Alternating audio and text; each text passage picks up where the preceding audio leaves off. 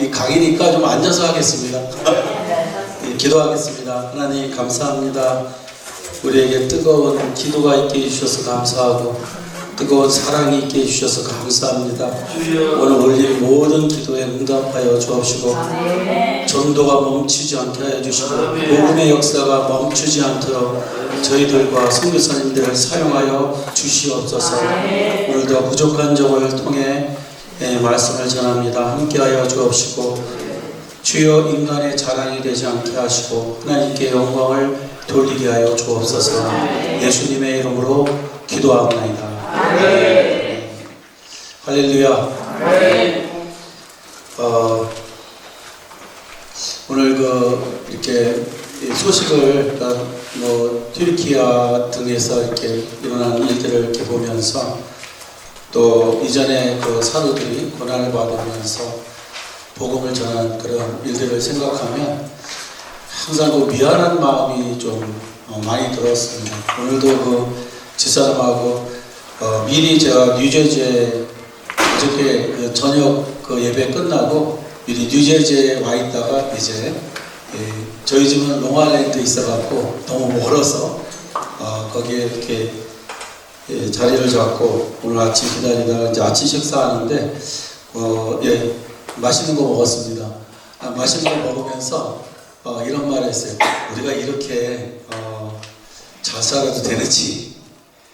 많은 주의 종들이 목숨을 걸고 그렇게 핍박을 당하면서도 복음을 전했는데 우리가 이렇게 편안하고 좋은 음식을 먹으며 이렇게 살아도 되는지 그거에 대한 그런 미안한 감이 좀 있었어요.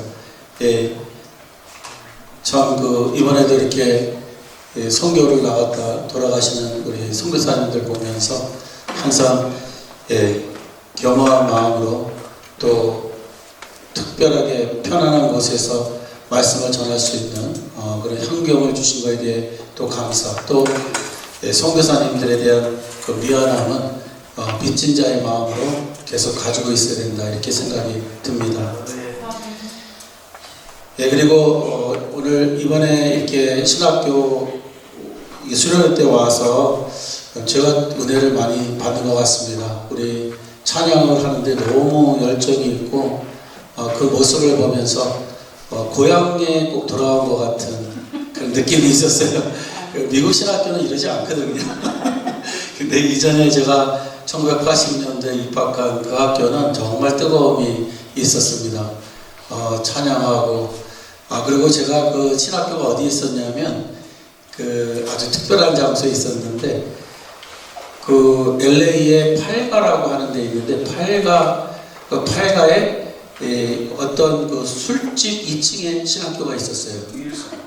그래서 놀만디하고 하여간 그런 곳인데 팔가에 있었는데, 그러니까 이제 신학교가 야간이니까 야간에 모이면요 밑에서는 이제 술집에서 음악 소리가 이제 올라오는 거죠.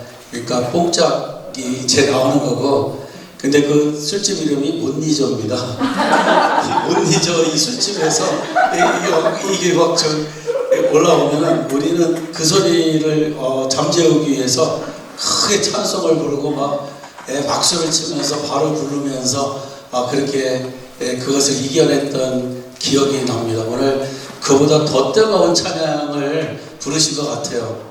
그래서 할렐루야, 너무 감사하고요. 그리고 제가 지금도 젊었지만 젊었을 때는 어떤 생각을 했냐면 훌륭한 목회자 그러면 교인 수가 많고 또 이렇게 멋지게 하시는 분들 참 좋게 봤어요. 목회 열심히 하시고 성공하신 분들. 그런데 이제 이 나이가 되니까 정말 귀하게 보여지는 것은 하나님의 말씀을 정말 하나님의 말씀으로 믿는 분들, 이 성경을 1.1의 길에도 틀림없는 하나님의 말씀으로 믿는 분들이 너무 귀하게 보입니다.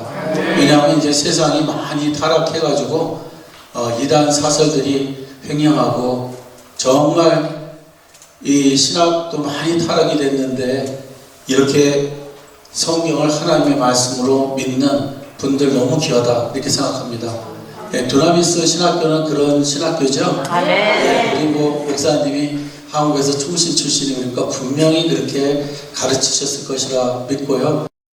오늘 너무 귀한 분들을 한 자리에 이렇게 만나게 돼서 찬양을 부르면서 갑자기 가슴에 감동이 오고 그랬습니다. 너무 감사합니다. 만나게 되어서 너무 감사를 드립니다.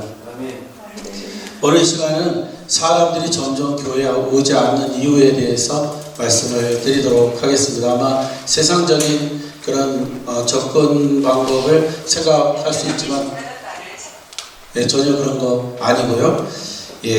이 사람들이 점점 교회에 오지 않는 이유를 한번 보도록 하겠습니다. 세 가지로 R.C. 스프럴이라고 하는 아주 미국에서 목회 잘하시고 방송 설교 잘하시고 그분에게 제가 목회학 박사를 리폼드에서 할 때 그분에게 배운 적이 있습니다.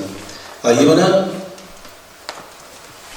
첫째, 사람들이 교회에 오지 않는 이유는 재미가 없어서 그렇다고 합니다. 재미가 없어서.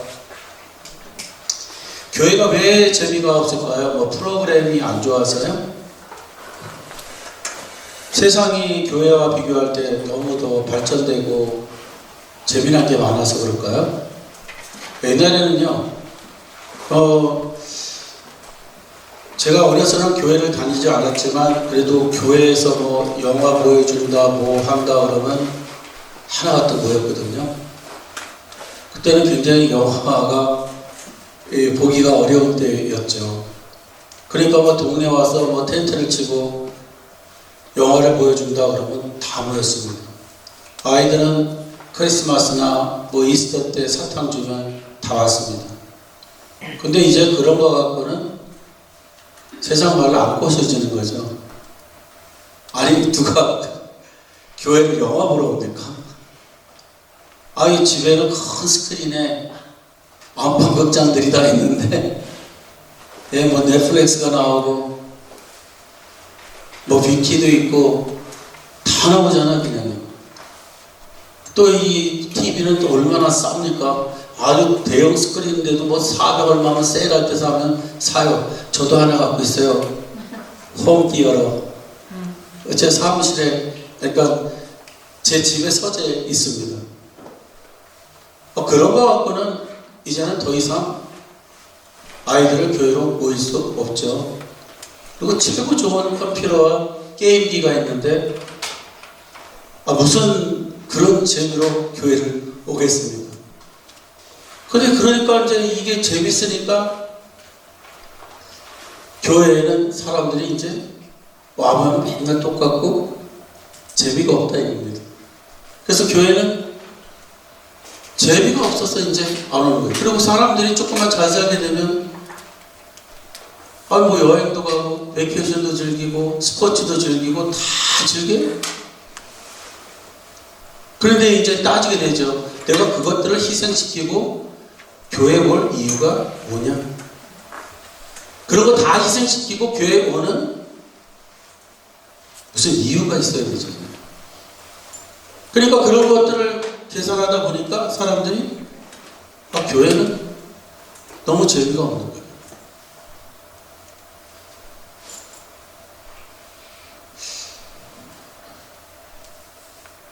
그래서 교회가 진짜 재미가 없나요? 그런 게 안 발달돼서 놀지 못해서 재미가 없는 건가요? 제가 믿기로는 교회가 재미없는 것이 된 것은 교회로서 원래 가지고 있는 그 본질을 잊어버렸거나 잃어버렸거나 그래서 재미가 없어진 거예요. 교회의 본질은 뭡니까?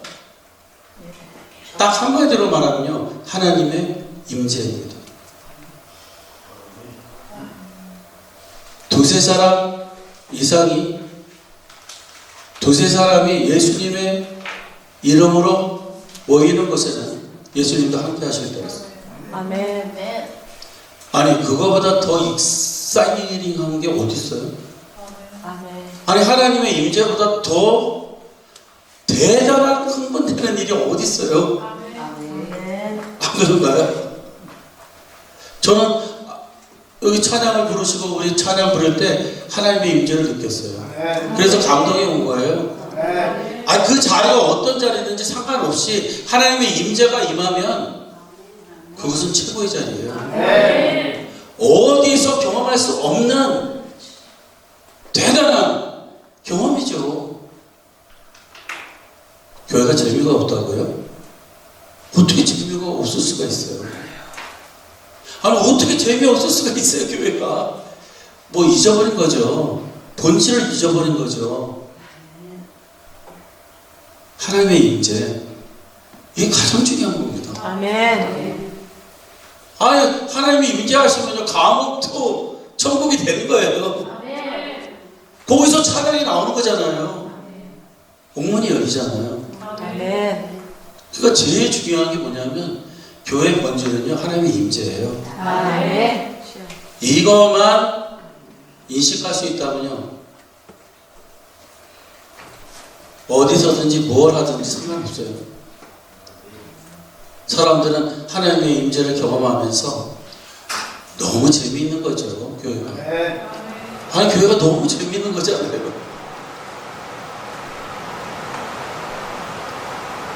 그러나 교회가 이것을 강조하지 않고 세상적인 것을 자꾸 강조하니까 이 본질에서 떠나버리니까 교회가 너무 이제는 재미가 없는 거예요. 너무 재미가 없어요. 아니 뭘 느껴야지 재미있죠. 그 증거는요 요새는 예배 그러면 어떻게 하면 사람들이 좋아하는 예배를 드릴 수 있을까 이걸 연구해요. 저 기독교 채널을 보는데 학자들이 쫙 나왔더라고요. 그 뭐를 주제로 다루냐면 어떻게 하면 사람들을 교회로 나올 수 있게 할까. 그러면서 이제 무슨 이야기를 하면 찬양 스타일을 바꿔야 돼. 근데 오늘 우리 이 찬양을 부르는데 이게 뭐 이 찬양이요 요 최근에 나온 건 아니에요. 이전에 우리가 부르던 노래예요. 그런데 뭘 불러도요 하나님의 임재가 임하면 그게 놀라운 찬양이 되는 거예요. 할렐루야. 근데 뭐 찬양 스타일을 바꿔야 되고 청년들은 뭐 북카페 만들어줘야 되고 무대는 뭐 어떻게 폭포처럼 만들어야 되고 뭐 기가 막히게 만들어야 된대요. 그게 요새 사람들이 교회로 오는 방법이래요. 근데요 이런 것들은요 조금만 하면 실증 나요. 왜요? 세상이 이거보다 더 잘하잖아요. 어떻게 세상을 따라갈 수 있겠어요? 돈 벌려고 눈 빨간 분들 그렇게 다 시설을 해놓은 거기는 어떻게 따라가요? 따라갈 수 없죠. 근데 이상하게요 사람들이 자꾸 연구를 하는 게 청년들을 교회로 오게 하려면 뭐 카페 같은 걸 만들어줘야 되고 그러니까 그런 말 자꾸 들으니까 우리 교회는 그런 거 할 수가 없다면요 절망하게 되잖아요. 근데 제가 오늘 강조하고 싶은 거는요 그거 상관없다는 거예요. 아멘. 그게 어디든지요 하나님의 임재만 경험할 수 있다면요 의식할 수 있다면 그 자리가 어떤 자리든지 간에 가장 흥분된 자리가 됩니다. 우리가 이거를 목회자부터 이걸 인정해야 돼요. 아멘. 그러니까 세상적으로 좀 안 갖췄다 그래서 세상 말로 쫄면 안 돼요. 아멘. 부끄럽게 생각하고 이렇게 생각하면 벌써 진 거예요. 그거. 우리는요 가족만 없어도 하나님이 임재만 하시면 다 할 수 있다. 아멘. 얼마든지 은혜 받을 수 있다. 이거 믿으셔야 돼요. 아멘. 이게 확실해야 돼요. 그래서 저는 설교할 때마다 아주 의도적으로 그렇게 말해요. 오늘 하나님께서 우리와 함께 하심을 믿습니다. 그러면서 예배가 시작되는 거예요. 아니 하나님의 임재가 없다면 그 예배는 무슨 아무 소용없는 예배잖아요. 사실은요. 그런데 하나님의 임재만 예식이 된다면요 그 자리는 최고의 자리가 되는 겁니다. 아니 사람들이 비행기장에서 뭐 공항에서 비행기 안에서 유명 연예인만 만나도 팔뚝팔뚝 뛰고 야단들이더라고요. 막 사인을 받으러 가고. 아니 근데 뭐 연예인도 하나님 믿어야, 예수님 믿어야 구원 얻는 자들인데, 그 예수님이, 그 하나님이 항상 예배 드릴 때마다 함께 하시는데 펄떡펄떡 뛰고 그래야죠. 흥분돼야죠. 그래서 지금 우리가 인식을 바꿔야 되는 게, 사람들이 뭐 교회 오는 방법이 뭐냐? 뭐 우리 교회는 카페도 없고 뭐도 없고 그러니까 안 돼. 그런 게 어디 있어요?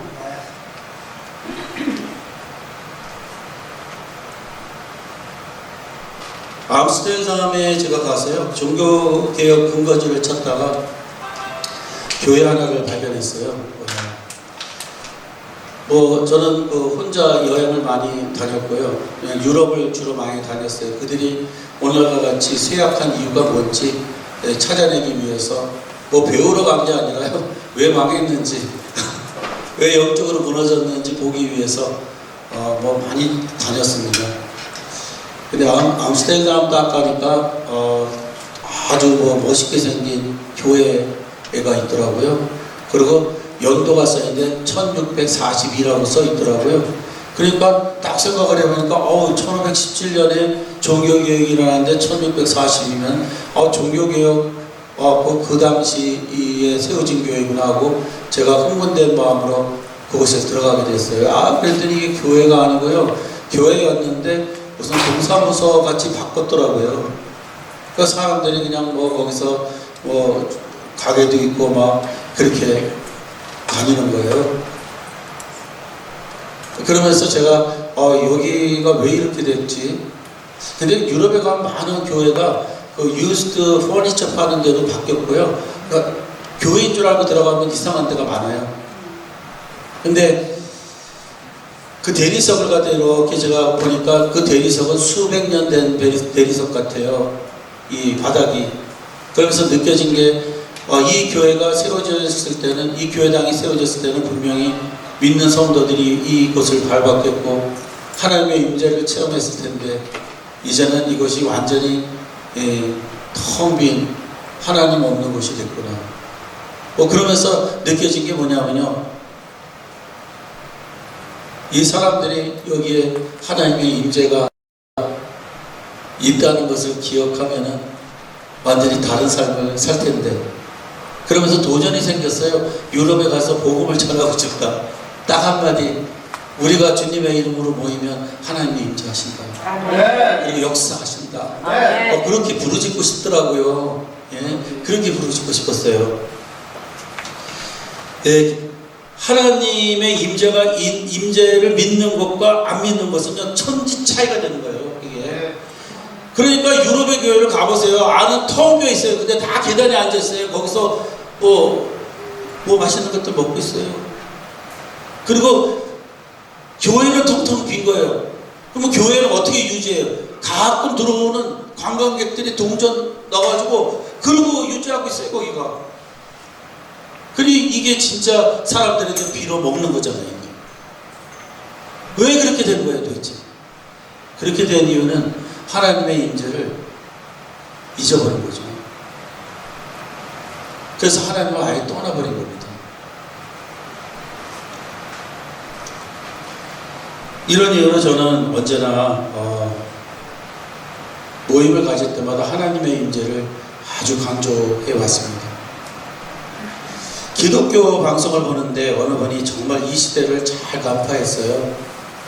그분은 1970년대를 우리 한국의 최고 부흥의 때로 보더라고요. 그때가 엄청난 부흥이 있었대요. 그때는 성도님들이 주님을 만나기 위해서 산으로 가는 그런 때였고요. 우리 김희범 목사님이 다니실 때는 이 총신에 아마 기독군이 있었다고 제가 들었어요. 맞습니까? 그리고요, 경건의 시간에는요, 2시간 전에 가지 않으면 그 체포를 안으로 들어갈 수 없었대요. 그렇게 예배의 열정이고 기도의 열정이었어요. 지금은요, 텅 비었대요. 신학교도 미달이에요, 이제. 옛날에는 서울대학교 들어간 사람도 거기서 떨어지는 수가 있었어요. 경쟁이 세갖고. 지금은요 0.8대 1이니까 다 되는 거예요. 0.2는 돈 주고 데리고 오는 거예요. 신학교가 그렇게 바뀌었어요.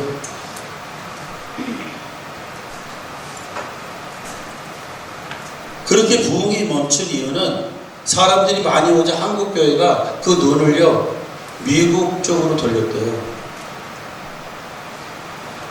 미국은 벌써 부흥이 중단되고 사람들이 오지 않아서 이제 어떤 모습으로 바뀌었냐면 극장식 예배를 드리기 시작했단 말이죠.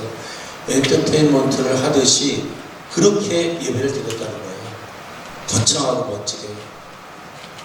목사는 연예인처럼 쇼를 하듯 설교를 하고 교회당은 극장식으로 무대를 꾸며서 그렇게 진행이 된 거예요. 그것을 한국교회가 본받아 따라가다 보니까 부흥의 시대가 막을 내리기 시작했다는 거죠. 이제는 더 이상 기도원에 안 가요. 기도원도요 다 호텔식으로 바꿔놨어요. 그래서 옛날에 그런 기도원을 찾으려니까 없어요. 그런 기도원이 이제 가족끼리 가서 즐기면서 하는데요. 이제 교회도 그렇게 바뀌지 않으면요 사람들이 안 온다고 생각해요. 그래서 너무 지금 이제 우리 전사님 개척을 하신다고 그러는데 그런 거 생각하면요 못해요. 어떻게 해요? 그리고 딱 주눅이 드는 게 그렇게 갇혀놓은 교회를 보면요 우리 교회 안 올 것 같아. 사람들이 안 올 것 같아. 어떻게 해야 될까요? 교회는요 한 가지만 강조하면 돼요. 내가 우리 교회가 예배드리는 곳에 하나님이 임재하신다. 아멘. 이것만 믿으면 돼요.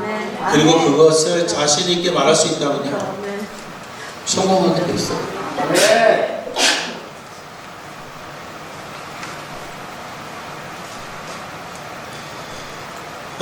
제가 우리 교회가 10년 된지 우리 교회 청년부를 이렇게 보니까요 장년들은 꽤 이제 보이는데 청년들이 없더라고요. 청년이 다 세보니까 6명이더라고요. 그래서 제가 이렇게 딱 보니까 왜 그렇게 또 힘이 없어 보이는지 그리고 너무 연약하게 그렇게 보이더라고요. 축 처진 게 꼭 뭐 폐장병 같이 생겼어요. 그래갖고 우리 교회는 왜 이렇게 청년이 없는 거야? 그러면서 제가 갑자기 그들을 보면서 도전이 생긴 게 내가 저 청년부를 한번 인도를 해봐야 되겠다. 담임 목사지만 내가 청년부를 한번 직접 인도해 봐야 되겠다. 이제 이렇게 생각이 들어서 그 6명을 모았어요. 6명이 뭐 무슨 소리를 하려나 하고서 쭉 찾아가고 보는 거예요. 이게 제가 뭐라냐면 저는 여러분들과 좀 위대한 일을 하고 싶은데 여러분들도 그렇게 위대한 일을 좀 하고 싶냐 그랬더니 그러고 싶대요. 근데 우리가 있지 연약한 사람들이 뭘 하겠니? 그래서 제가 저도 생각하기를 그렇게 생각한다. 니네들은 아무것도 못할 것 같이 보인다. 그랬지만 내가 시키는 대로 하면 너희들은 위대한 일을 할 수 있을지도 모른다. 이렇게 말했어요. 그랬더니 그게 뭐냐요? 내가 시키는 대로만 하면 너희들은 반드시 그렇게 될 것 같다. 그게 뭐냐요? 그래서 나랑 청년부를 이제 시작하고 위대한 일을 하고 싶으면 약속을 하나 해야 되는데 첫 번째는 하루 금식해야 된다. 왜냐면 평생 기도도 안 하고 살았던 청년들인데 모아놓고 갑자기 폐장병들 모아놓고 제가 하루는 금식해야 된다 하니까 깜짝 놀란 거죠. 그래서 하루를 뭐 하여간 금식하기로 하고 두 번째 월요일 그때 당시에는 우리 교회가 월요일날 정교인 새벽기도를 했어요. 그래서 이 정교인 새벽기도 때 와서 기도하고 여러분들은 남아서 내가 하라는 기도를 한다. 이게 약속이다. 세 번째는 나하고 제자훈련을 32주를 마친다. 이거 세 개만 하면 너희들은 이전에 경험할 수 없었던 하나님의 역사를 경험하게 될 거다. 그래서 이 청년들이 좋다고 해갖고 시작이 됐어요. 하루를 금식했어요. 24시간 금식하고 이제 월요일마다 모여서 기도하기 시작했어요. 무슨 기도를 했냐면요. 종교의 새벽기도가 끝나고 제가 구역을 정해줬어요. 6명이 이제 구역을 내가 정해줄 테니까 그 의자들을 붙잡고 여기에 청년들을 보내주세요. 이렇게 기도해라. 하겠냐 그러니까 하겠대요. 그래서 구역을 정해놓고 이제 이렇게 나눠가지고 기도를 시켰어요.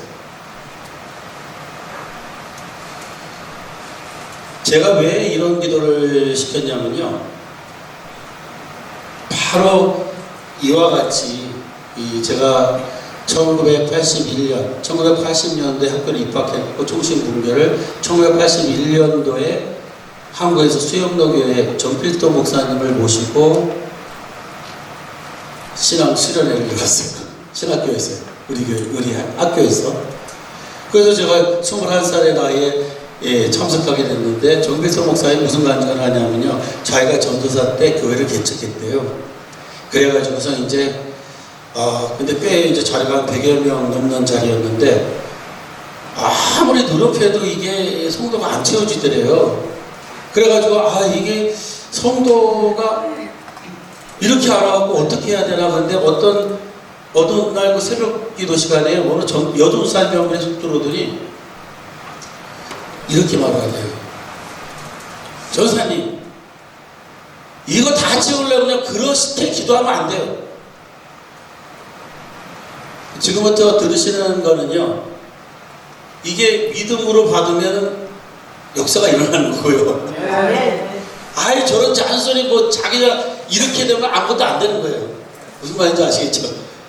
근데 조폐성 목사님 상당히 훌륭했던 것 같아요. 여자 전사님이 들어와서 한마디 하는데 뭐라 하냐면, 전사님 이거 다 채우려면요, 자리마다 기도하되 이 자리를 채울 영혼을 데리고 오려면 눈물을 흘려가면서 기도해야 됩니다. 다 의자마다 눈물 흘려가지고 기도를 해야 채워져요. 그렇게 안 하면 소용없습니다고 가시더라고요. 근데 그게 믿어지더래요, 이분이. 그래가지고 이제 이분이 눈물이 안 나오면 쥐어짜가지고 그냥 그 의자에다가 이렇게 떨어뜨리면서 이제 기도를 하기 시작했는데, 하여간 이 단순한 믿음이 중요한 거예요. 이분도 다 서울대학 나오고 그런 분들이에요.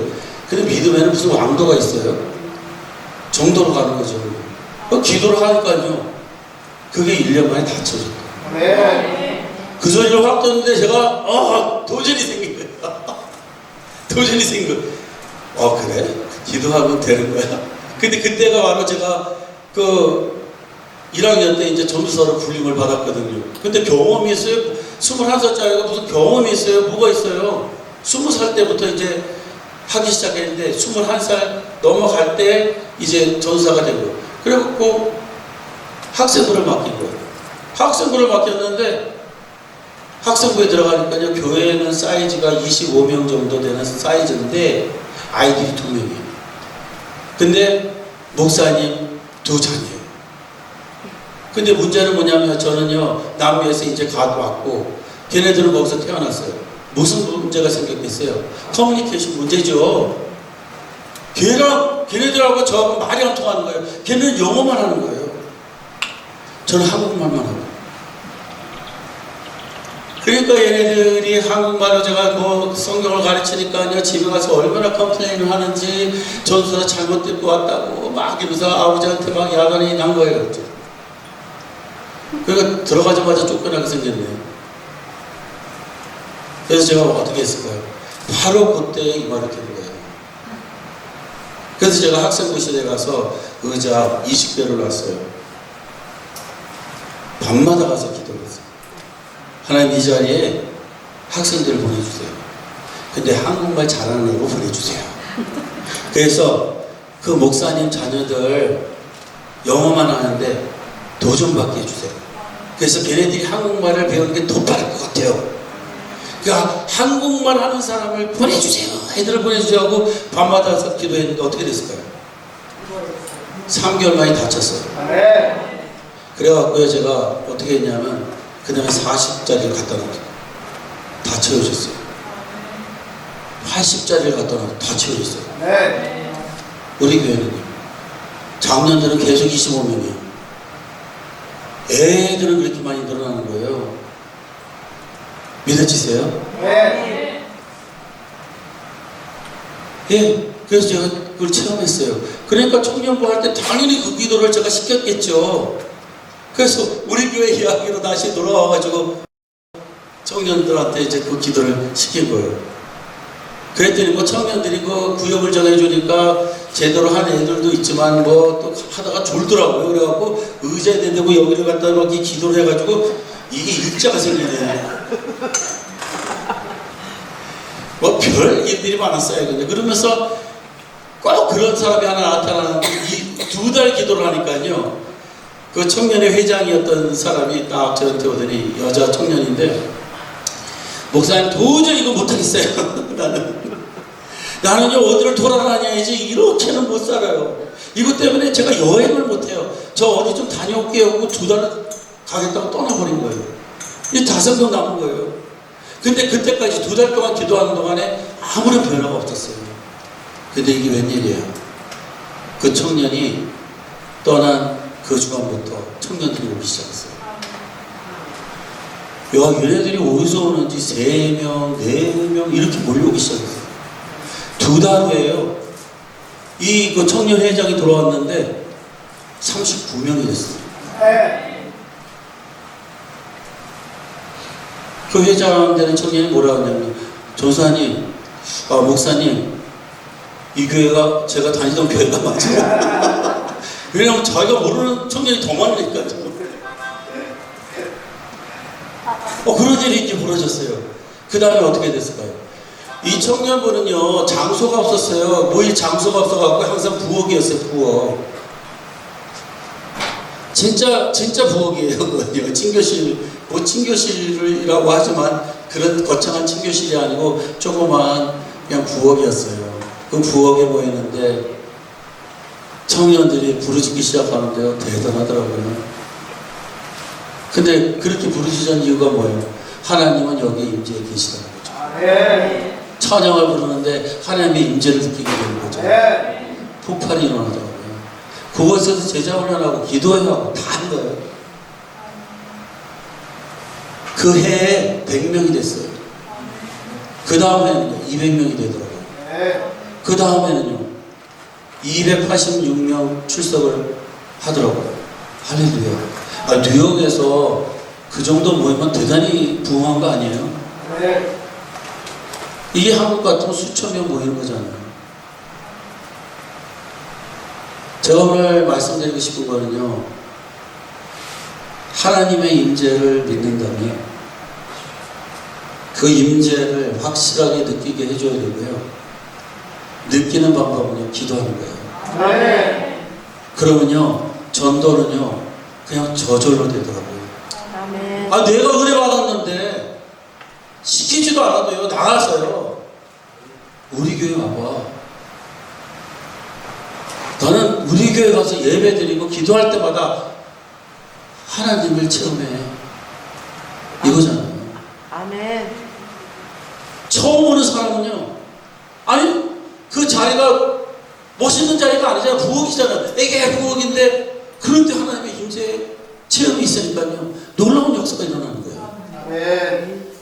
이 청년들이요, 이야, 대단하더라고요. 제가 힘없이 왔는데, 하나님이 성령의 충만을 주시니까요, 별걸 다 해내요. 연극제를 하는데요, 막 자기네들이 시나리오를 쓰고요, 뭐 재능들이 막 부어지는데 뭐 놀라운 일들이 벌어져요. 그러니까 뭐 뮤지컬을 6번이나 올렸어요. 뭐 유튜브 베이스하는 그 뮤지컬 뭐 이런 거 치면 나올 거예요. 그 청년들이 정말 대단한 일을 이루고 있었죠. 그 외에는 제가 이제는 내가 담임 목사인데 너희들만 가지고 이렇게 하면은 참 너무 일이 힘들다. 그래서 거기는 이제 순장 이 간사를 5명 세우고 순장을 24명 세워서 운영하게 하고 저는 이제 목회를 작년 목회를 전념하게 됐습니다. 아무튼 제가 그 체험은요, 청년들과의 그 체험은 놀라운 일이었어요. 그리고 이거는 거기서 끝나지 않았어요. 우리 교회를 제가 목회하면서 어떻게 했을까요? 저는요, 매주 하루나 이틀을 선택해서 의자 붙들고 항상 기도해요. 근데 예배가 하나밖에 없었지만 2개로 늘어나고 거기 다 채워지고요. 또 3번째 예배가 다 채워지고요. 역사가 일어나요. 그래서 하나님의 임재와 그 임재를 믿는 마음으로 우리가 기도한다면 성도들은 항상 거기에 하나님을 체험하게 되고 역사가 일어나는 거예요. 그러니까 저 베이사이드에서 개척할 때 1991년도 지금은 뭐 맨 처음에 세워졌던 교회가 없어져 갖고 우리 교회가 첫 번째예요. 그런데 아직도 개척교회를 벗어나지 못하고 렌트로 있는데 막 교회들이 짓고 들어오더라고요. 뭐 300만 불, 그때 당시 300만 불이면 크죠. 300만 불, 400만 불 들여서 막 짓고 들어오는 거예요. 그러니까 우리 성도님들이 쫄아가지고 걱정을 하는 거예요. 목사님, 우리 교회가 어떻게 되는 거예요? 그런 교회들이 자꾸 들어오는데 우리 교회는 어떻게 되는 거예요? 그래서 제가 그렇게 말했어요. 우리가 믿음으로 준비만 되면 그게 뭐가 걱정이냐고. 그러면서 제가 이런 소리 했어요. 여러분들이 하나님의 은혜를 날마다 체험하고 하나님의 임재 속에서 예배를 드리고 제자 훈련을 하면 그렇게 들어오는 교회가 어쩌면 우리에게 교인을 빼앗길 수도 있을 거다. 아니 뭐 교회가 교회다운 교회면은 항상 하나님의 은혜를 체험한다면 뺏길 이유도 없잖아요. 문제는 큰 교회가 들어오는 게 문제가 아니라 우리가 어떤 마음으로 하나님과 교제를 하느냐, 이게 중요한 것이다. 저 그렇게 강조했거든요. 예, 그리고 뭐 세월이 지났는데요. 베이사이드에는 지금 제가 보니까 근방에 있는 교회까지 7, 80교회가 돼요. 저희 교회 뭐 2블락, 뭐 1블락 이렇게 사이에 교회들이 있어요. 저희 교회는요, 계속해서 부흥해요. 코로나 때에도 부흥하는 교회예요, 우리 교회가. 재정은 더 늘어났어요. 제가 이거 뭐 누구하고 경쟁하자고 하는 거 아닙니다.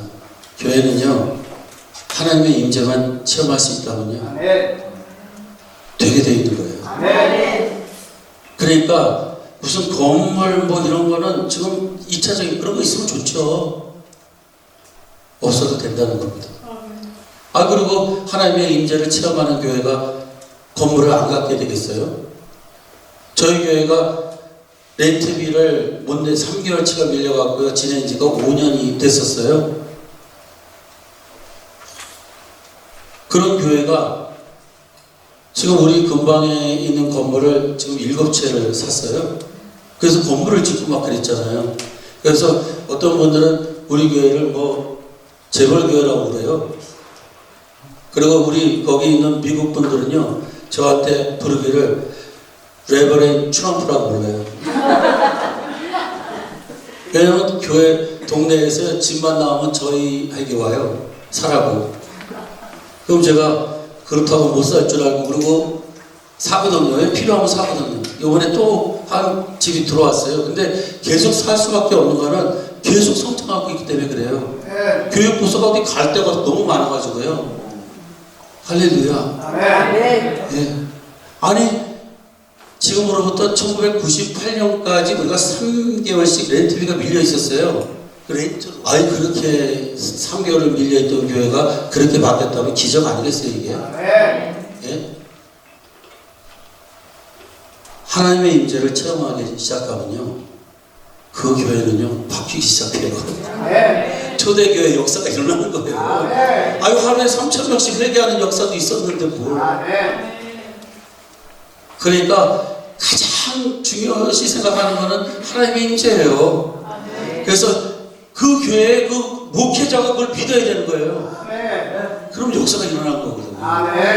그래서 저는 뭐 매주 본당에 들어가서 이제 기도를 하죠. 기도하면서 하나님의 임재를 의식적으로 제가 느끼려고 노력을 하고 의자를 붙들고 기도를 하고 오시는 성도님들이 영안이 열리게 하여 주셔서 저 장로교 목사잖아요. 그러나 영안이 열리게 하셔서 성령의 충만의 기름을 받게 하시고 비전이 있게 하시고 꿈이 있게 하시고 우울증에서 벗어나게 하시고 아니 하나님 살아계시는데 무슨 우울증이에요. 그럴 시간이 어디 있어요. 그리고 그건 병적이라고 약 먹으면 되는 거고 그렇잖아요. 그래서 저는 그렇게 믿습니다. 그래서 가장 중요한 게 뭐냐면 하나님의 임재다. 교회가 재미없다고요?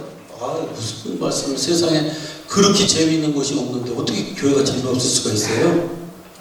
예? 아니 성령의 은혜를 받기 시작하면 이게 인생이 바뀌는 거예요. 아니 무슨 그렇게 그러니까 제가 그 청년들을요 어떻게 붙잡았냐면요 금요일날 밤에 기도를 시키고요 너희들은 오늘 1시까지 여기서 기도해 같이 기도하자. 왜냐하면 어차피 12시 전에 끝나면 또 2차를 하더라고 가서. 그러니까 여기서 힘 다 빼고 가 그냥 어디 가서 다시 만나지 마. 그냥 여기서 힘 다 빼고 가자. 그래서 1시까지 막 진행하니까 제가 단임 목회를 하면서 그걸 하니까 엄청나게 피곤하겠죠. 그죠? 예? 그러면서 제가 그렇게 말했어요. 여러분들 세상에 나와서 여러분 발바닥 비비고 그렇게 뭐 춤추고 우리 성령이 춤은 너무 좋은 거였어요.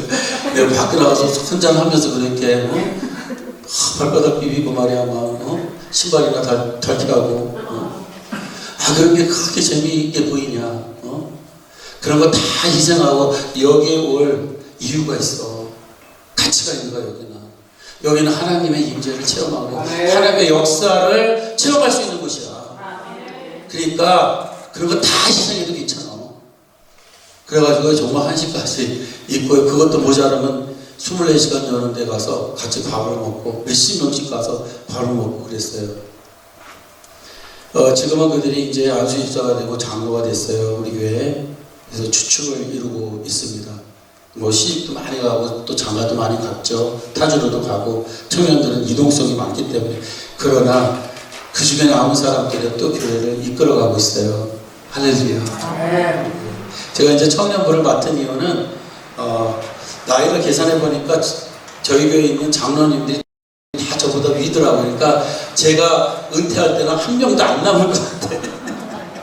그래서 나하고 끝까지 갈 사람들이 누구냐 그때 청년들이더라고요. 그래서 내가 저희 가서 한 10년만 일을 하면은 분명히 사람들을 얻을 수 있다 꼭 들어갔는데요. 정말 성공적이었어요. 지금은 너무 이제 행복한 목회를 하고 있는데요. 예. 그래서 제가 그 청년들이 지금도 말 많이 하고 있어요. 옛날에 목사님 우리 부엌에서 했는데 부엌에서 그렇게 했는데 너무나 은혜를 받았어요. 근데 요새 애들은 이제 요새 애들을 얘기하더라고요. 요새 애들은 또 그런 거 몰라갖고 또 장소 갖고 막 그러고 카페 만들어 달라고 그러고 애들이 좀 이상하다 우리하고 다르다 그러니까 다르긴 뭐가 달라고 그랬었지. 지난 옛날에는 똑같았지. 근데 사람이 바뀐 거지. 예? 그러니까 시대는 바뀌어도요. 시대는 바뀌어도 하나님의 역사는 똑같습니다. 그러니까 이상하게 그렇게 뭐 시설이 없다고 해서 우리가 쪼그라들 이유가 전혀 없어요. 그걸 뛰어넘어서 하나님의 임재를 꼭 체험할 수 있도록 그렇게 하기 위해서는 우리가 그걸 믿어야 됩니다. 믿으시죠? 그죠?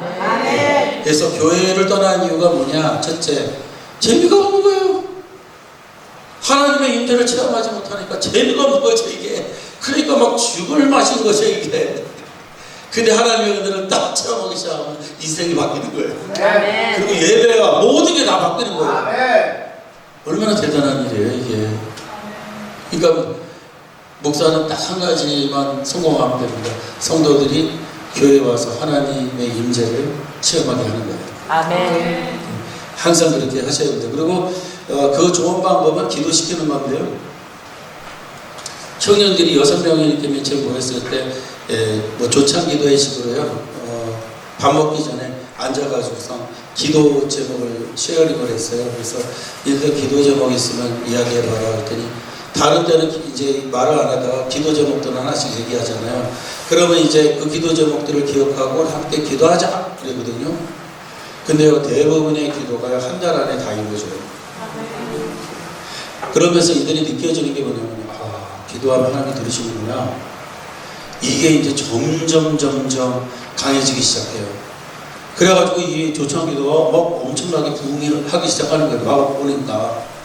그러니까 또 그때는 이제 돈을 써야 되잖아요. 그래서 막 열심히 이제 이 교회 돈을 긁어가지고 그 청년들이 먹긴 또 잘 먹으니까 그래가지고 열심히 또 사주면서 또 기도하고 역사가 벌어지고 나중에 이제 조금 이제 시간이 지나서 제가 그랬어요.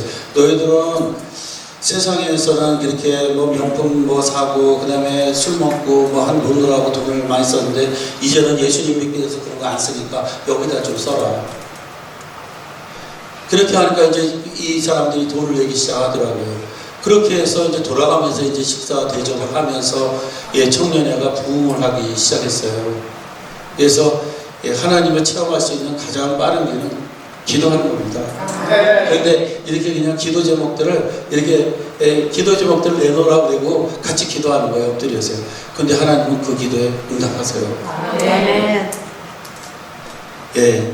그래서 첫 번째, 교회가 재미없는 이유는 하나님의 임재를 체험하지 못하기 때문이다. 이렇게 말씀을 드릴 수 있겠습니다.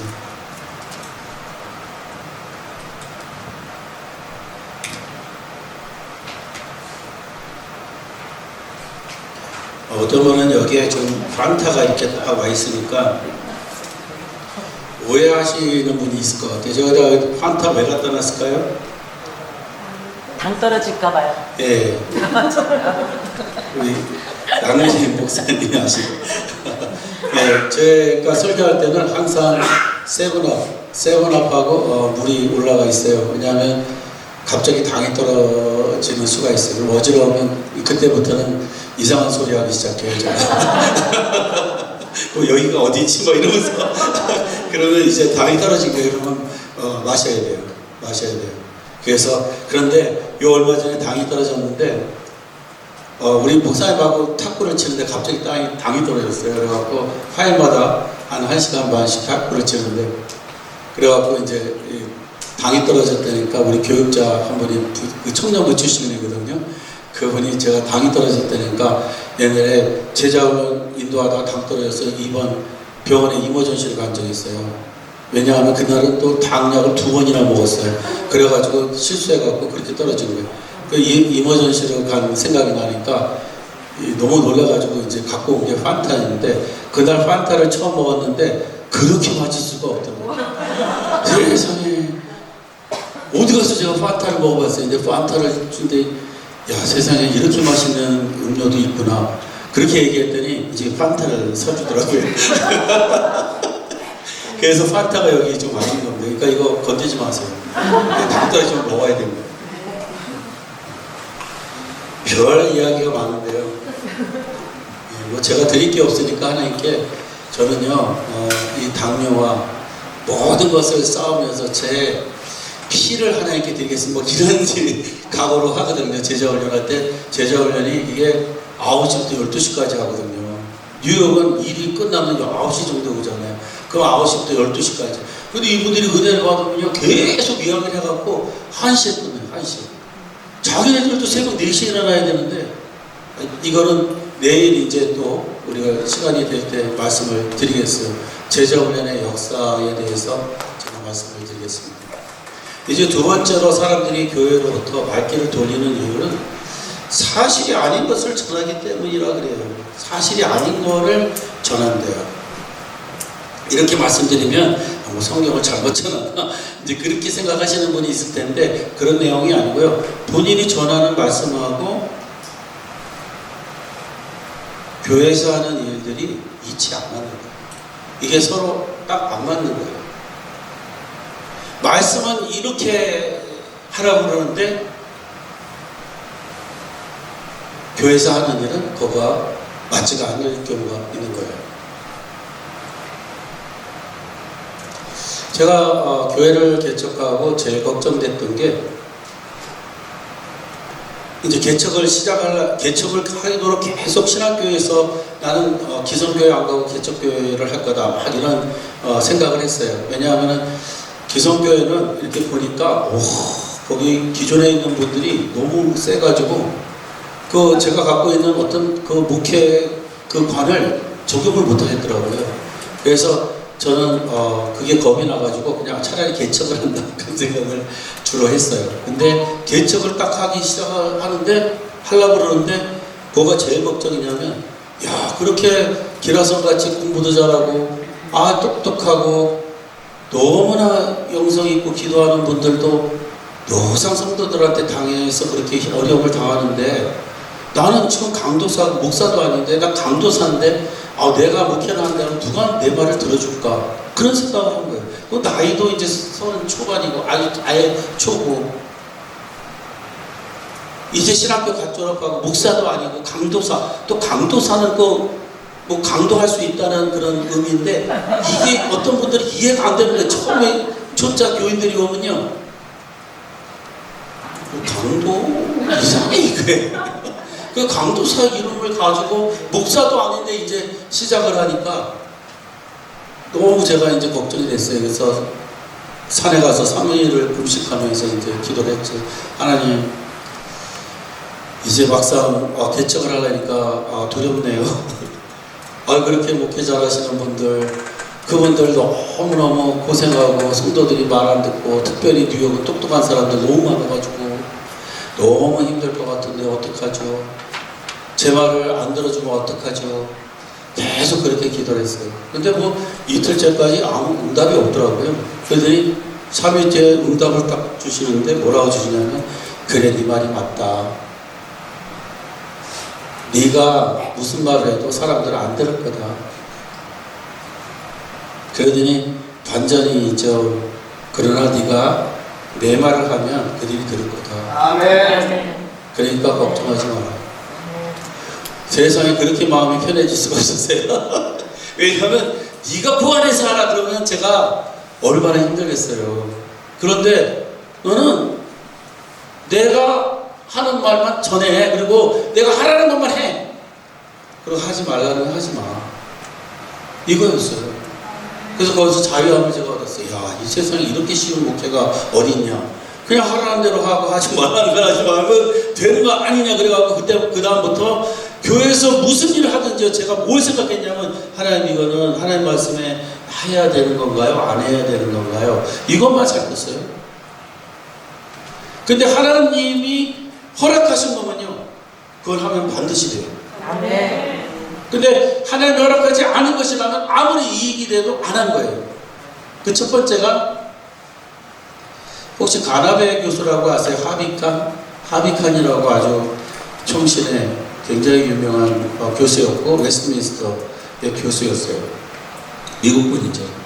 근데 이분은 한국 교회 가서 참 잘못된 행태를 하나 봤는데, 왜 교회에서 장사를 하는지 모르겠다는 게 바자회를 한다는 거예요. 이 바자회가 이게 어떤 의미에서는 굉장히 도움이 되고 좋은 것 같지만, 이건 성경적으로 보면 틀린 거다. 저 웨스트민스터는 아주 보수거든요. 그렇기 때문에 성경적으로 봤을 땐 이 바자회가 틀린 거다, 이렇게 말하는 거예요. 근데 제가 성경을 살펴보니까 맞아요. 그분 말이. 왜냐하면 예수님은요, 성전들에서 장사하는 사람들 다 내쫓았잖아요. 근데 성전들에서 장사하는 사람이 뭐 나쁜 짓 했어요? 세겔로 환전을 해서 속죄금을 내야 되기 때문에 다른 나라에서 돈을 갖고 오면 환전을 했어야 됐어요. 그 세겔로, 은세겔로. 그렇잖아요. 그러니까 바꿔야 되는 거죠, 그게. 그러니까 바꿔주는 사람이 거기 있으면 굉장히 편하잖아요. 환전해주는 사람이 있으면. 그리고 재물을 가지고 와요. 이제 이렇게 재물을 가지고 오는데 상처난 것들을 갖고 오면 그때 또 다시 사야 돼요. 그러니까 아예 검증된 것들을 파는 거예요, 거기서요. 제산물로. 그러니까 검증된 걸로 팔고 환전해 줘야 되는 세계를 파는 거예요. 근데 뭐가 잘못됐어요? 이게 시간이 가니까요, 이 장사에 눈독이 들면서 제사장들이 이상한 짓을 하는 거예요. 흠 있는 것도 그냥 괜찮다고 막 보내주는 거예요. 장사가 되니까요 자릿세도 올라가는 거예요. 온통 성전에 모인 사람들의 관심이 돈을 얼마나 버느냐 이거에 가 있었다는 거죠. 그래서 예수님이 그렇게 말씀하셨잖아요. 아니 하나님의 집은 기도하는 집인데 강도들의 소굴로 만들었다는 거잖아요. 의도가 끝까지 가지 않고 바뀐 거잖아요. 그 의미는요, 니네 나라가 이렇게 너무 많이 속국이 되고 하는 거는 기도하지 않아서 그래요. 기도하는 집이잖아요. 기도하지 않고 세상적으로 그 치사한 몇 푼을 얻기 위해서 그 짓을 하기 때문에 백성들이 다 타락하고 기도하는 사람은. 그래서 저는 고등학교 2학년부터 아버지에게 밀려서요, 떠밀려서 장사를 한 사람이에요. 주이시들한테 장사 잘했어요, 제가요. 이 브라질 상파울로 봉해주로 뭐 오리엔테스 이런 데서요, 도매로 했어요, 저는 장사를. 고등학생 자리가. 그래서 저희 아버지가요, 우리 집에 장사의 천재가 태어났다고 그래서 너무 좋아하시다가 제가 소명받았다니까 갑자기 죽일 놈이 됐어요, 제가. 무슨 말인지 아시겠죠?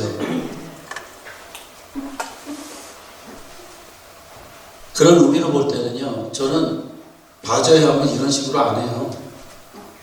진짜 돈 벌 수 있어요. 근데 할 수 없었던 건요, 성경적으로 해석이 안 됐어요. 성경적으로 해석이 안 된 거는 안 하는 거예요, 그냥. 그리고 기도하라 그러니까요, 그냥 기도만 했어요. 그런데요, 그 가난했던 교회가요, 장사하는 것보다 훨씬 더 빨리 성장해 가더라는 거예요. 믿으셔야 됩니다. 제가 도미니카 가서 열심히 이야기해요. 우리 제자들 많거든요. 도미니카에는 제가 대학에 가서 강의를 해요. 뭐 그거 이야기도 참 신기한 이야기인데, 아무튼 이제 그래서 거기 제자들이, 현지인 제자들이 많이 있어요. 그들에게 계속 강조하는 건 장사하지 말고 기도해라. 그거 몇 푼 얻겠다고 그 짓을 하냐. 하지 마라. 하나님은 손이 크신 분이야. 넉넉하신 분이야. 얘네가 장사 안 해도 하나님이 부어주셔. 교회는 그냥 교회답게 해라. 그래서 저는요, 교회에서 뭐 우리 그 양민희 지사님 죄송합니다, 목사님 계셔서 알지만 뭐 김치 같은 거 뭐 그런 거 파는 거 없어요. 다 못 팔겠어요. 그런 거 할 시간 있으면 기도하자. 그리고 우리가 할 일은요, 하나님께 드릴 11조 감사헌금, 절기헌금 그것만 하면 되는 거예요. 그러면 교회는 충분하게 운영이 돼요.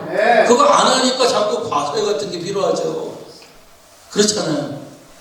그리고요, 모자란 거는 기도하면 하나님이 어떻게 역사하는 게 하냐면요, 어떤 날은 뭐 지금으로 보면 그게 큰 돈은 아닌데 그때 당시는 엄청 큰 돈이었어요. 한 25만 불이 모자랐어요, 건축을 하는데.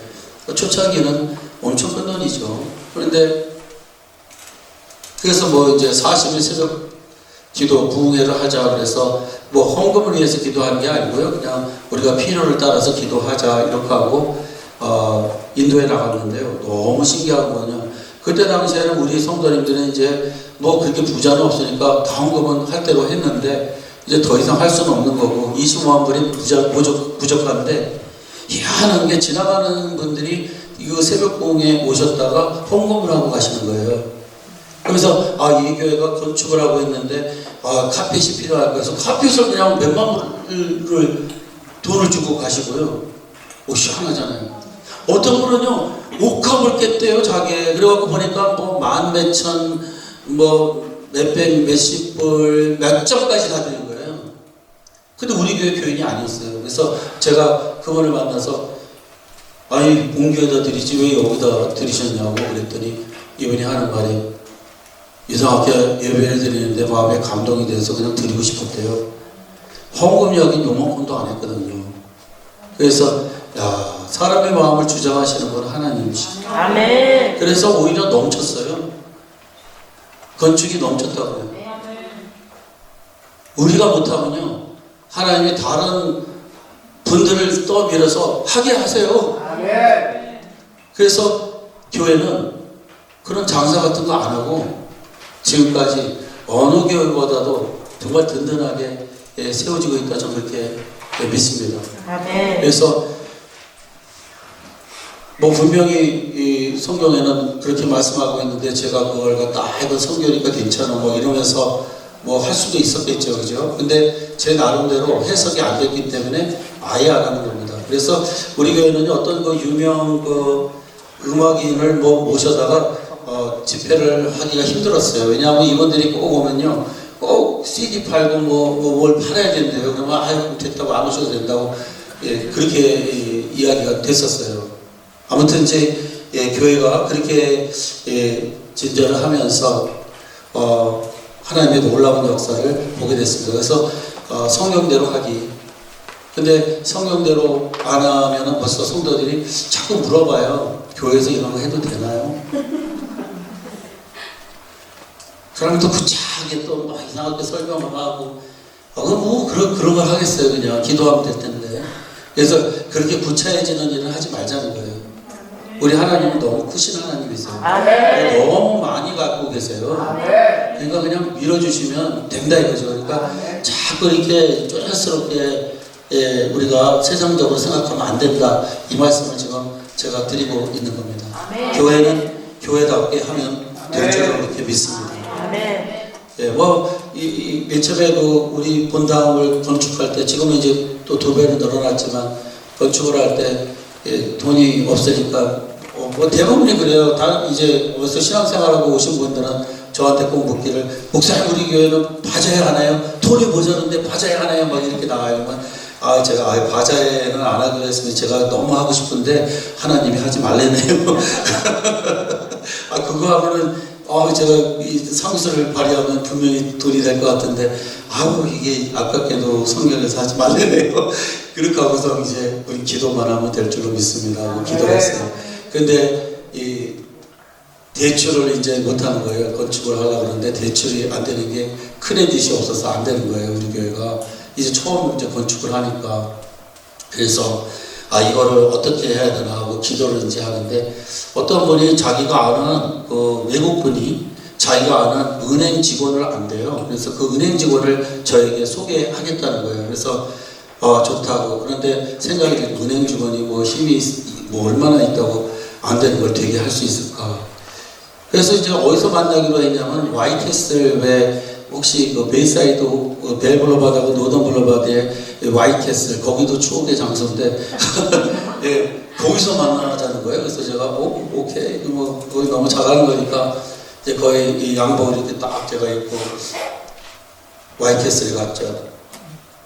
근데 온다는 사람이 안 오더라고요. 그리고 그러더니 어떤 나이 먹은 허술한 할아버지가, 허술하게 생긴 할아버지가 저에게 다가오는 거예요. 그러더니 누구를 기다리고 있냐 그러더라고요. 그렇다고 그랬더니 자기가 대신 왔대요. 그래서 웬 노인 80이 넘은 이 꾀자식한 이 노인이 왜 왔지 이제 이렇게 생각했어요. 그리고 이 노인이 이제 뭐라 그러냐면, 뭐하는 사람인데 이렇게 넥타이를 묶고 이런 와이캐슬에서 빵을 먹으려고 그러네요. 그래서 제가 만나기로 해서 여기 온 거고 나는 목사다. 근데 와이캐슬은 그때 당시에 뭐 30 몇 점, 40 몇 점 이럴 때였거든요. 그 와이캐슬 빵값, 지금은 얼마인지 모르겠어요. 그러니까 그런 곳에는 이렇게 양복 입고 안 오나 봐요, 사람들이. 그래서 제가 목사라고 그러니까 그러냐 하면서 내 아들도 선교사인데 많이 힘들지 그래요. 그래서 제가 많이 힘들다고 그랬더니 하는 말이 뭐가 그렇게 힘드네요. 그래서 교회를 건축하려는데 우리가 크레딧이 없어서 돈 주는 데가 없다. 그랬더니 이분이 그러냐고 나 한번 따라가 볼래? 그러더라고요. 그래서 좋다고 그렇게 해서 따라갔어요. 이제 뭐 아는 사람이 있나 보다 생각을 했죠. 그런데 따라가는데 어디로 가냐면 이제 그 베이사이드부터 브롱스로 싹 들어가더라고요. 이제 다리를 그 트록스넥 브릿지를 건너서 브롱스로 가는 거예요. 브롱스로 가면서 제가 이분이 지금 나를 어디로 데리고 가는지 그게 자꾸 험살부중 모습 들어가는 거예요. 그러더니 갑자기 멀쩡한 건물 하나가 탁 나오는 거예요. 은행 본부가 나온 거예요. 폰세데레온이라고 하는. 그걸 글로 들어가세요. 그래서 따라오래요. 그래서 따라갔어요. 2층으로 올라가시더라고요. 그래서 2층으로 올라가는데 딱 보니까 체어맨이라고 딱 써있더라고요. 그 체어맨실로 이제 들어가서 제가 아 이분이 체어맨하고 아는가 보다. 근데 뭐 누구도 안 하고 그냥 들어가더라고요. 그러니 자기가요 그 체어맨 자리에 앉아요. 그래 저보고 하는 말이 얼마나 필요하냐요. 그래서 얼마가 필요하다 그랬는데 나는 근데 뭐 아무것도 준비 안 해갖고 왔는데 그랬더니 뭐 괜찮대요. 그랬더니 밑에 사람을 부르더라고요. 그 산드라 부에소라고 하는 이 스페니시 여자를 불러서 이분이 딱 이제 이만큼 돈을 쓰는 걸 갖고 온 거예요. 그래서 제가 더 곤란하게 생각하고 이거 자격 없는 게 너무 많다 그랬더니 아 괜찮다 그냥 여기다 사인만 하래요. 사인을 했더니 돈을 주는 거예요. 근데 그게 시작이었어요. 그분이 하는 말이 레버런드 앞으로 돈이 필요하면 언제든지 와. 언제든지 오래요. 그래갖고 제가 돈이 필요할 때마다 갔거든요. 교육관도 짓고 다 줬어요. 그분이 돈을 주셔서. 뭐 거저 준 건 아니죠. 그죠? 근데 크레딧 없는 교회에 정말 잘해주셨죠. 제가 지금 무슨 말씀을 드리냐면 하나님 말씀 따르기 위해서 지키려고 노력을 하고 기도하면요 하나님은 무슨 방법을 쓰든지 다 하시는 분이세요. 아멘. 믿으셔야 돼요. 아멘. 그렇게 역사를 하지 않으면 하나님의 그런 역사가 없으면 교회는 클 수가 없어요. 아멘. 무슨 말씀인지 아시겠죠? 아멘. 예. 아무리 우리가 노력해도 안 돼요. 근데 하나님이 위에서 부어주시면 되는 거예요. 아멘. 근데 그날 그분이 거기 온 이유가 있었어요.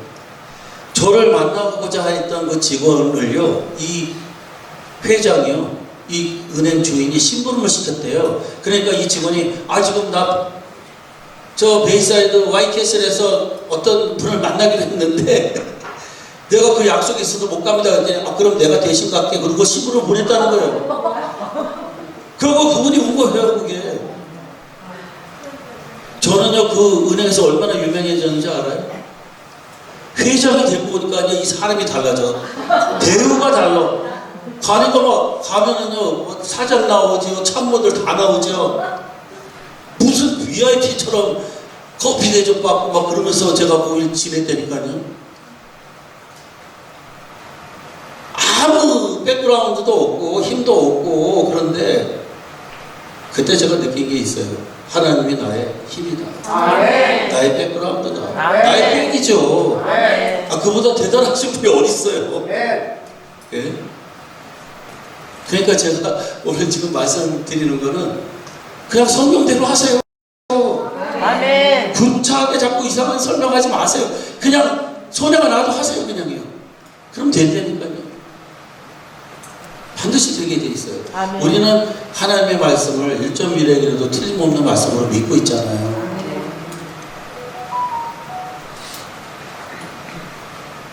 예, 분명히 그렇게 될 줄로 그렇게 믿습니다. 아멘. 그리고 뭐 저는 이 주보에도요 그냥 인간적인 거 다 빼버렸어요. 정말 하나님 앞에 드릴 수 있는 마음으로 드리는 게 중요하지. 뭐 분명히 거기다가 뭐 이건 잘못됐다고 제가 말씀드리는 건 아니고요. 제가 그냥 목회를 하면서 느낀 게 뭐 주보에다 사람 이름 쫙 쓰고 거기다가 뭐 얼마 냈고 뭐 이런 거 지저분하게 막 써놓으니까요.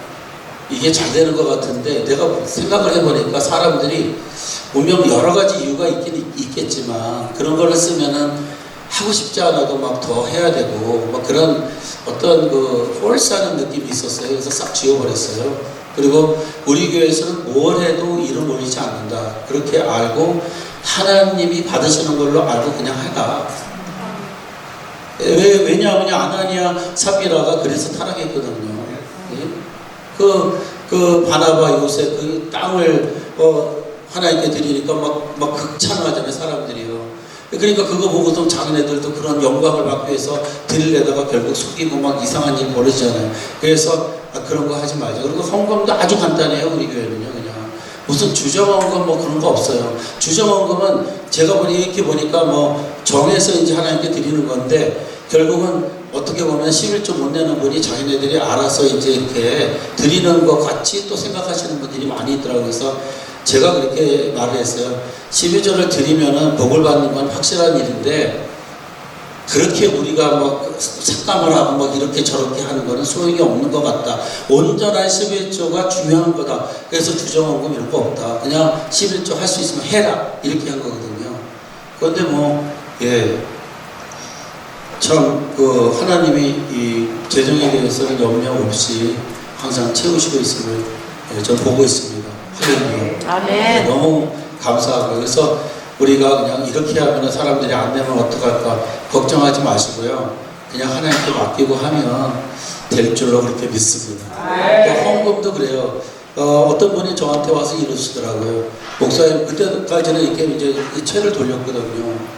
그랬더니 어떤 분이 오시더니 예수님 당시에는 헌금함을 앞에다 나와서 그냥 헌금을 했는데 이게 성경적이지 않지 않나요? 그러면서 이거는 이전에 캐톨릭에서 하던 방법 아니냐 이제 이런 이야기를 저에게 하더라고요. 그래서 내가 좀 더 연구해보고 답을 가르쳐드리겠다 했더니 아무리 생각해봐도 그 말이 맞긴 맞아요.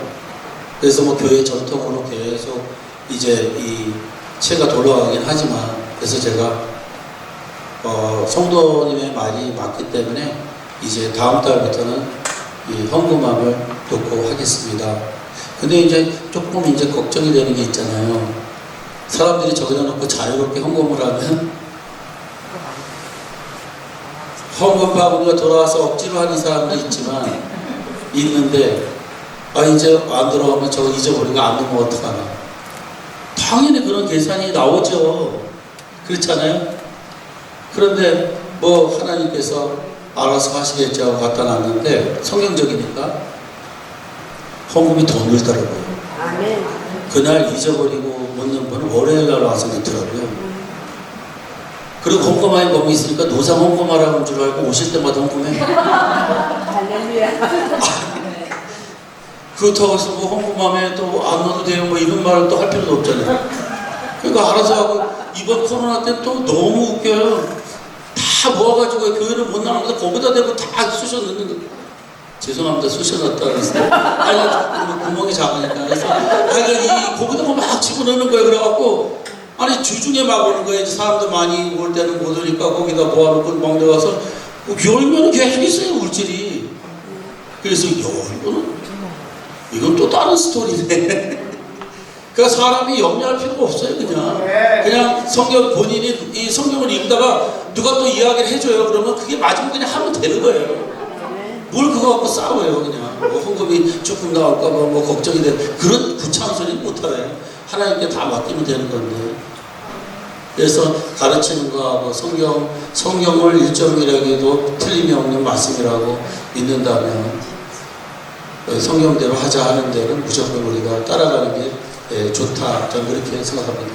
그거에 맞지 않으면 사람들은 이해가 안 되기 시작하는 거죠. 그리고 이제 제가 이제 말씀드리고 싶은 부분이 세 번째로 그냥 넘어가야 돼요.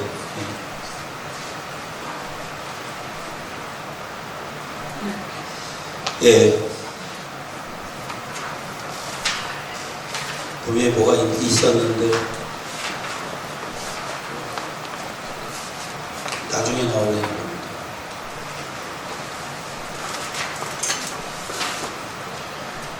첫 번째는 사람들이 교회를 떠나는 이유가 재미없어서 떠난다고 그랬고요. 두 번째는 너무 이치에 맞지 않기 때문에 떠난다고 그렇게 말씀드렸고, 세 번째는요, 하나님의 말씀을 전하는데 그게 자기하고는 관계가 없을 때 사람들은 듣고 싶어요. 오늘 내가 문제가 있어. 이 문제를 어떻게 해결하면 좋을까? 이 생각을 갖고 오거든요. 오늘 저 주의 종을 통해서 주시는 말씀을 통해 내 갖고 있는 이 걱정이 해결됐으면 좋겠다. 이런 기대감을 갖고 오거든요. 그런데 목사님 말씀을 전하는데 성경 공부에 그냥 2000년 전에 예수님, 2000년 전에 있었던 일, 그것도 그냥 쪼개신다고 그래갖고 막 쪼개요. 그냥. 그러니까 애널라이즈 하는 거예요. 막 이렇게 쪼개는 거예요. 그래서 성경 공부를 기가 막히게 하는 거예요. 근데 돌아가면서 항상 텅 빈 마음은 그럼 내 문제는 오늘 주신 말씀이 나하고 무슨 상관이 있지? 이러면서 돌아가는 거예요. 그러니까 자기의 삶에 대해서 이야기를 하지 않으면 결국은 성도들이 오지 않는 거죠. 이제 뭐 이런 경우는 있어요. 뭐 교회에서 이제 영주권을 해주고 또 여러 가지 법적인 뭐 문제들을 해결해 주면요 3년 정도 잘 나오시더라고요. 그러니까 3년 후에는 나는 이제 은혜 받으러 갑니다. 이러고 가는데 목사들은 이제 피눈물을 흘리는 거죠. 내가 어떻게 해줬는데 도대체 떠날 수 있어. 근데 이 사람들이 꼭 가면서 하는 말이 뭐냐면 내 영혼이 죽을 것 같아요. 내 영혼이 죽을 것 같아요. 그렇게 하고 가는 거예요. 그러니까 3년 보상했으니까 난 간다 이 말입니다. 뭐 잘못됐나요? 우리는 의리를 말하지만 그들은 영혼이 메말라가는 걸 느끼면서 교회 떠나겠다는 거예요. 그럼 못 말리는 거죠. 그렇게 된 이유는 내가 주는 말씀이 그들의 삶 속에서 어떻게 작용하는지를 전혀 못 느끼기 때문에 그래요. 그러니까 2000년 전에 이야기만 자꾸 해서는 성경 공부지 그게. 성경 공부도 적용이 되면 재미있는 건데 적용이 안 되면 재미가 없는 거잖아요. 그래서 칼빈의 설교학을 보면 이런 내용이 있습니다. 아이들에게 빵을 주는 주부는 딱딱하고 큰 빵을 통째로 아이들에게 주지 않는다고 그래요. 예, 유러피안 빵들은 딱딱해서 아이들이 통째로 먹으면 막 찔러나고 피도 나고 그래요. 그 브라질 빵이 좀 그랬어요. 그래서 이런 빵을 먹이려면 조각조각 내서 먹이는 것처럼 성경을 통째로 줘갖고는 도저히 이해가 안 되는 거예요. 통째로 줘서. 그러니까 이게 잘근잘근 이제 잘라서 준다는 이야기인데요. 그 말은 뭐냐면 설명을 아주 우리 생활에 맞게 설명해 줘야 된다는 거예요. 그래서 이 R.C. 스프럴은 커뮤니케이션을 가리키면서 뭐라 그랬냐면 여러분들이 노상 쓰는 말이 그리고 강단에서 쓰는 말이 첫째, 여러분들이 정말 언더스탠드 하고 그 단어를 잘 알아서 쓰는 건지 두 번째는 내가 쓰고 있는 용어를 성도들이 얼마큼 알아듣고 있는지에 대해서 생각해 봤냐 이런 얘기를 해요. 근데 굉장히 중요한 이야기가 뭐냐면 이분이 뭐라고 물어보냐면 omnipotent 라는 전능이라는 말이 더 쉽냐 본어게인이란 거듭났다는 말이 더 쉽나 이걸 물으셨어요. 둘 중에 어느 단어가 쉽습니까? 그랬더니 대부분이 본어게인 이게 쉽다는 거예요. 오 그러냐고. 그럼 페이퍼를 하나씩 내보라고. 그래서 페이퍼를 냈어요. 그랬더니 이제 한 50명 되는 미국인 목사님들이 있는데 뭐 PhD 받은 분들도 있어요. 목회학은 PhD 받은 분들도 들어오거든요. 거기다 이제 그러면 본어게인에 대해서 아는 대로 써라 그랬어요. 그랬더니 뭐 쓸 말이 별로 없는 거예요 이게. 개껏 하면은 요한복음 3장의 니고데모 이야기 하고 없어요. 그러면서 간단하게 본어게인에 대해서 설명할 수 있는 사람이 있으면 나와봐라 그랬더니 없어요. 여러분들도 이렇게 알기 어려운 거를 성도들에게 거듭나야 됩니다 이렇게 하면 그들이 뭐라고 알아들을까요? 그냥 알아서도 이해해요. 그냥 나름대로 해석을 하는 거예요. 이제 엉때리고 이렇게 설교를 하면 성도들이 전혀 자기 생활에 어떤 느낌을 못 받는다는 거죠. 그러니까 본어게인을 충분하게 이해하고 그것을 이해할 수 있도록 설명을 해줘야 되는데 그러려면 자기가 먼저 알아야 되잖아요. 근데 제자 훈련을 하게 되면 이제 이런 것들을 이제 프랙티컬하게 말을 해줘야 되거든요. 제가 여러분들 거듭나셔야 됩니다. 설교할 때 이렇게 하면 저요 거듭남이 뭡니까? 이렇게 물어보는 사람 없어요. 그러니까 다 아는 줄 알고 그냥 넘어갔단 말이죠. 근데 제자 훈련을 하게 되면 스토리가 달라지는 게 목사님 거듭남이 뭔가요? 이렇게 물어봐요. 그러면 여기 계신 분들은 거듭남이 뭡니까? 어떤 게 거듭남입니까? 그 한마디로 여러분 거듭나셔야겠다 이렇게 말했는데 그 거듭남이 도대체 뭐냐는 거죠. 왜 저는 제자훈련을 하면서 이렇게 설명을 했어요. 거듭난다는 것은 하나님의 약속의 세계에 태어나는 것이다. 무슨 말이냐면 이 세상에는 엄청난 세계가 있어요. 많은 세계가 있어요. 음악의 세계. 여기 음악 전공하신 분이 분명히 있으실 것 같은데 음악 전공하신 분은 음악에 입문 딱 하면서 이 음악의 세계가 얼마나 복잡하고 다양하고 대단한 건지 알게 될 거예요. 만약에 골프를 치게 되면 골프를 이렇게 보신 거하고 골프 세계로 들어간 거는 달라요. 치는 채도 다르고 다 다르잖아요. 그죠? 그리고 잔디의 뭐 흐름도 다 봐야 되고 저는 아직까지 골프를 안 치고 있어요. 이제 은퇴하면 치려고요. 시간이 없어서 그래요. 탁구도요. 들어가 보면은 이게 쉽지가 않아요.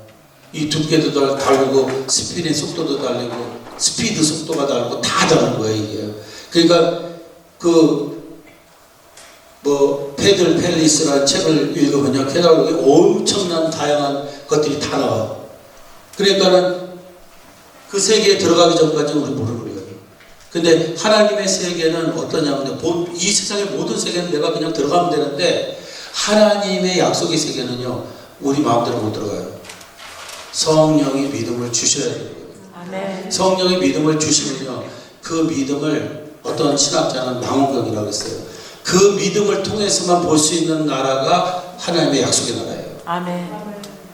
보이기 시작한단 말이죠. 아멘. 그래서 안 믿어진 게 믿어지게 되는 거예요. 아멘. 예수가 2000년 전에 돌아가신 분이 나를 위해 죽으신 분 그런 웃기는 소리가 어디 있어요? 이렇게 말하거든요 사람들이.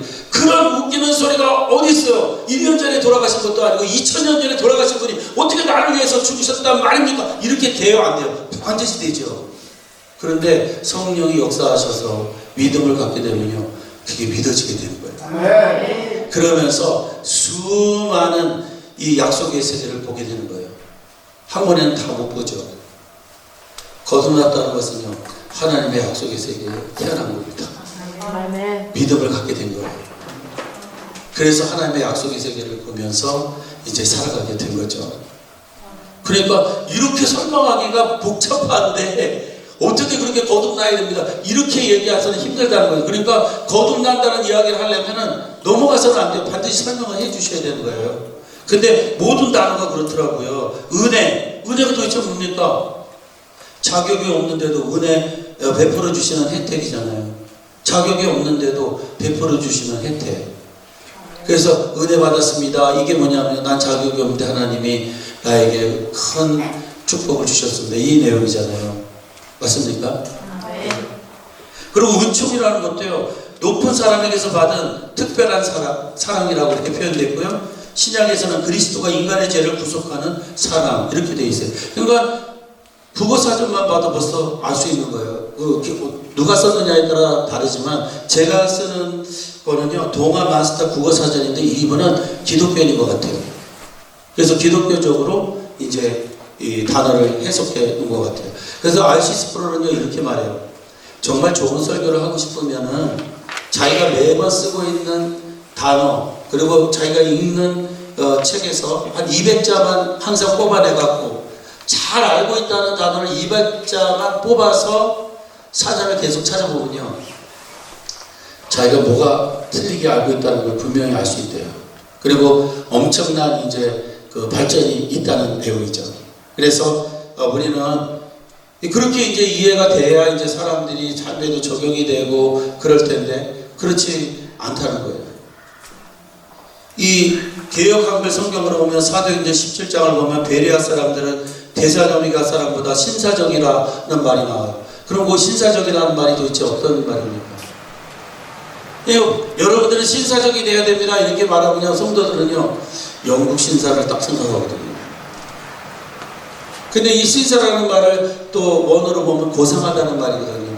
여러분 고상하다는 말을 쓰면 여러분들은 고상한 인생을 살아야 됩니다. 그러면 성도들은 고상하다는 단어를 어떻게 생각하냐면 좀 맵시 있고 좀 멋지고 뭐 이런 외부적인 모습으로 볼 수 있다는 거죠.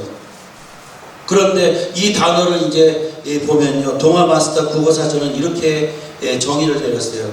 뭔가 품은 뜻과 몸가짐이 조촐하고 높아 속된 것에 굽히지 않는 기상이 있음. 그러니까 베레아 교인들은 신사적 고상하다, 이 말은 뭐냐, 무슨 말이냐면요,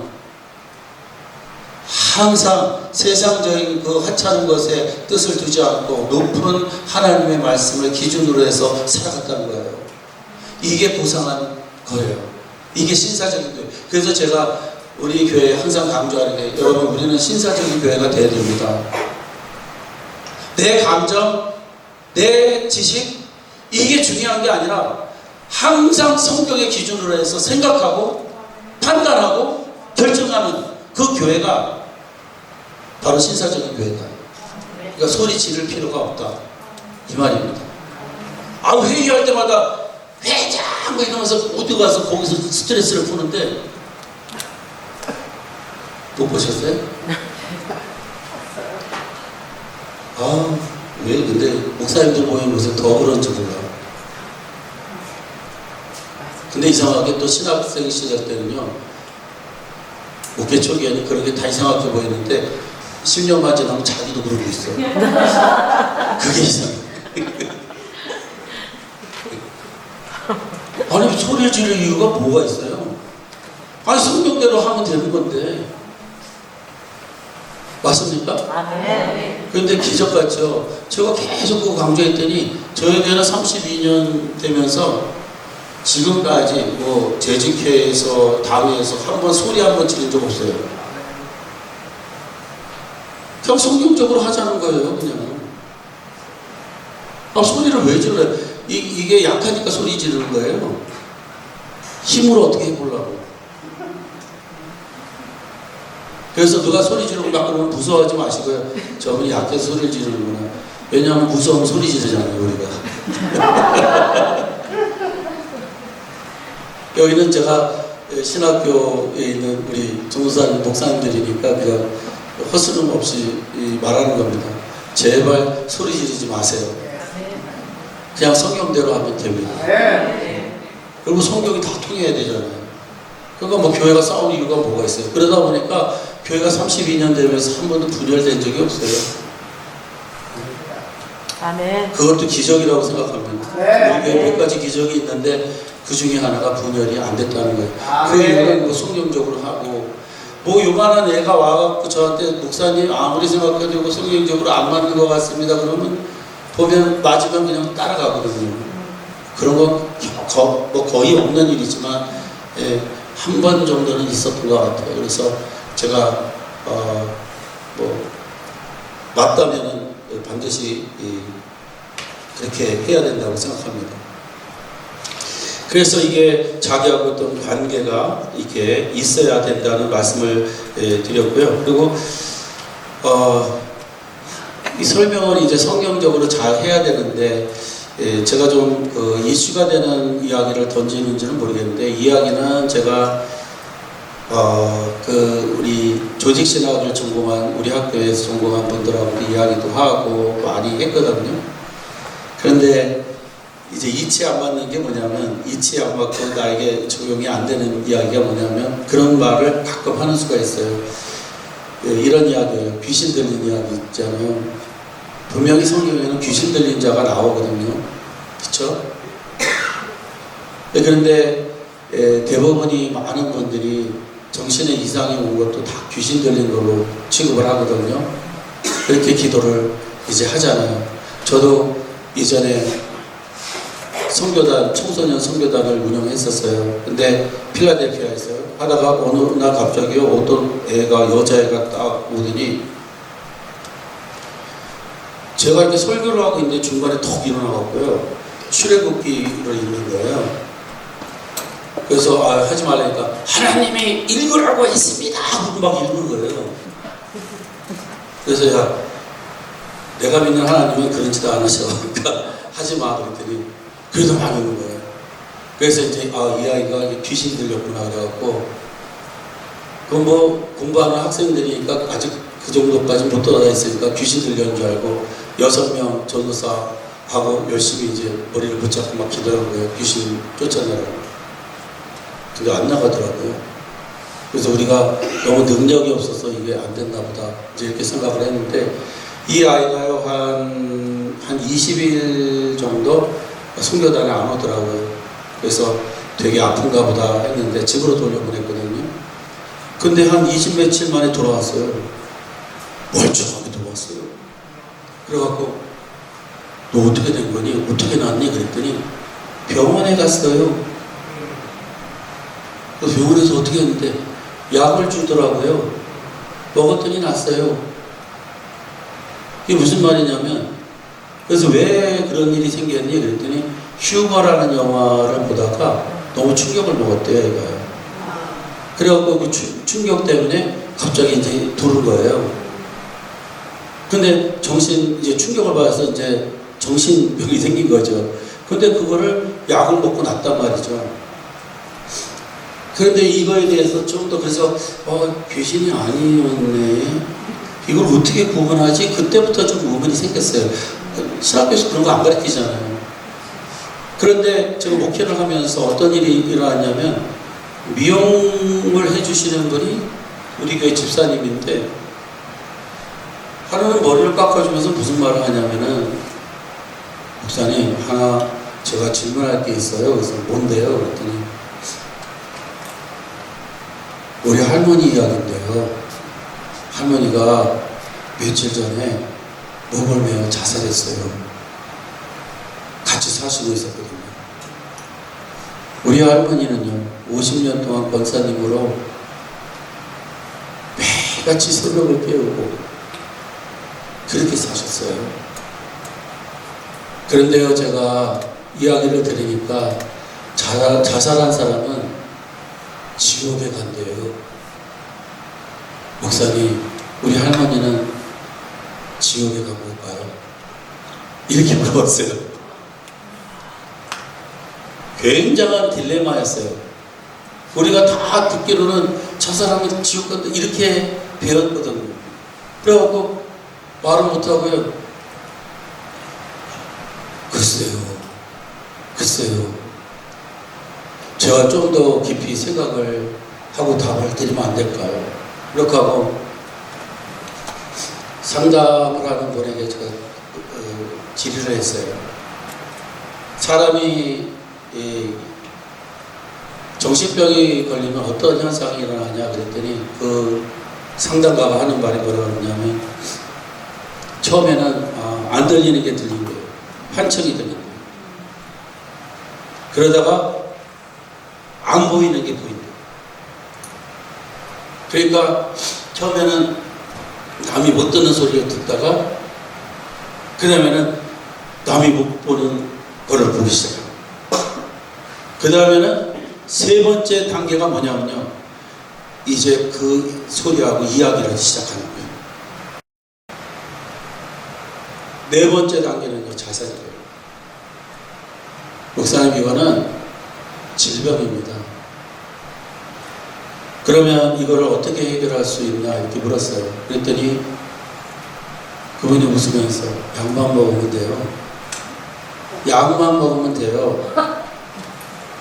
그건 걱정할 것도 없어요. 요새 약이 발달해서 그냥 약만 먹으면 돼요. 어떤 경우는 평생 먹어야 돼요. 약만 먹으면 돼요. 이거는 질병입니다. 귀신 들린 게 아니고 질병입니다. 이 소리를 하더라고요. 그래서 제가 돌아와서 연구를 하기 시작했어요. 도대체 귀신 들린 거하고 정신병은 무슨 차이가 있는 건지. 그리고 한 가지 생각해낸 게 뭐냐면, 우리 안에는 성령님 계신 거 맞습니까? 우리 계속 그러잖아요. 성령이 거하시는 전이라고 그러잖아요. 그죠? 다 그렇게 말하죠. 그런데 성령이 거하는 전에 귀신이 함께 들어올 수 있나요? 그냥 이치적으로요. 걔 들어오면 그날 죽어요. 못 들어와요. 얘 안에 성령님이 계시다면 내 안에는 귀신이 못 들어온다고요. 근데 이 성령은요, 영원히 거한다고 했어요. 떠나지 않아요. 떠나는 것처럼 느끼는 건 뭐냐면 떠나시면 우리 구원이 끝난 거예요. 이제. 그러니까 장로교회 예정서로 따지면 여기 계신 분은 영원히 안 떠나요. 그러니까 귀신은 못 들어오는 거죠. 빈집에만 들어가잖아요. 그 빈집된 여인 나오잖아요. 7 귀신을 끌고 들어가잖아요. 빈집이잖아요. 거기서 주는 교훈은 예수님 모시고 살아야 된다는 거거든요. 그런데 수많은 성도들이요, 여러분 안에 성령이 있습니다. 성령이 전입니다. 그런데 또 귀신 들렸다고 그러거든요. 이치 맞지 않단 말이죠. 이치 안 맞잖아요. 그래서 제가 여러 조직신학자를 만났어요. 어떻게 생각하냐. 너무나 맞는 소리라는 거예요, 이게. 자기도 신학교에서 이제 그렇게 가르치겠대요. 그러면 정신병은 어떻게 해결해요? 약 먹어야 돼요. 약 먹으면 낫는 거예요. 그래서 상담이 필요한 거고요. 그래서 우리 교회에 상담 디파트먼트를 개설시킨 거예요. 너무나 많은 사람들이 정신병에 걸렸는데 귀신 들렸다고 해가지고 계속 그렇게 몰아대니까 정신병 걸린 사람이 계속 그렇게 몰아대면 어떻게 돼요? 더 미치는 거죠. 분명히 성경에는 귀신 들린 자가 있어요. 근데 이 귀신 들린 자는 증상도 달라요. 벌써 힘이 굉장히 세고요. 사는 곳도 이상한 데서 살고요. 막 이런 철줄도 막 끊고 그래요. 보통 사람이 감당할 수가 없어요. 눈부터 벌써 다르다고요. 예수 믿는 사람은 귀신 들린 게 아니라 정신병에 걸린 거죠. 그리고 감기에 걸리듯이 정신병에 걸려서 그게 호르몬 작용, 무슨 작용, 뭐 트라우마 여러 가지가 있잖아요. 그죠? 그런 것들은 상담을 하고 병을 고치고 하면은 되는 거예요. 그런데 그거를 다 귀신으로 몰면 안 된다는 거예요. 저는 정신병도 기도해서 고칠 수 있다고 믿습니다. 그러나 귀신은 아니에요. 그래서 오늘 조심스럽게 제 이야기를 드리고요. 그 분에게는 저는 그렇게 말했어요.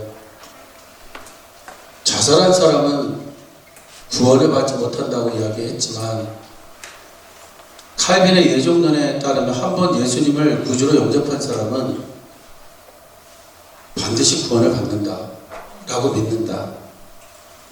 그러므로 그것은 가서 볼 일이지만 목사의 입장에서 볼 땐 칼빈의 예정론에 의하면 그분이 50년 동안 그렇게 새벽을 깨우고 믿었던 분이라면 구원을 잃지 않을 거라 생각이 든다. 뭐 이렇게 말했어요. 근데 이걸 또 누가 잘못 말해갖고 여기 이종식 목사는 자살해도 구원을 받는다 막 이렇게 했다고 또 막 이상한 소리 하시는 분이 있었는데 그런 의미는 아니에요. 제가 말씀드리는 거는 정말 성령이 여기 안에 계시고 그런다면 자살할 의지까지는 안 갈 거예요. 그렇죠? 그렇지만 그게 우울증이나 이런 심한 어떤 병에 걸려서 치료를 받지 않는다면 가능성은 있다는 거죠.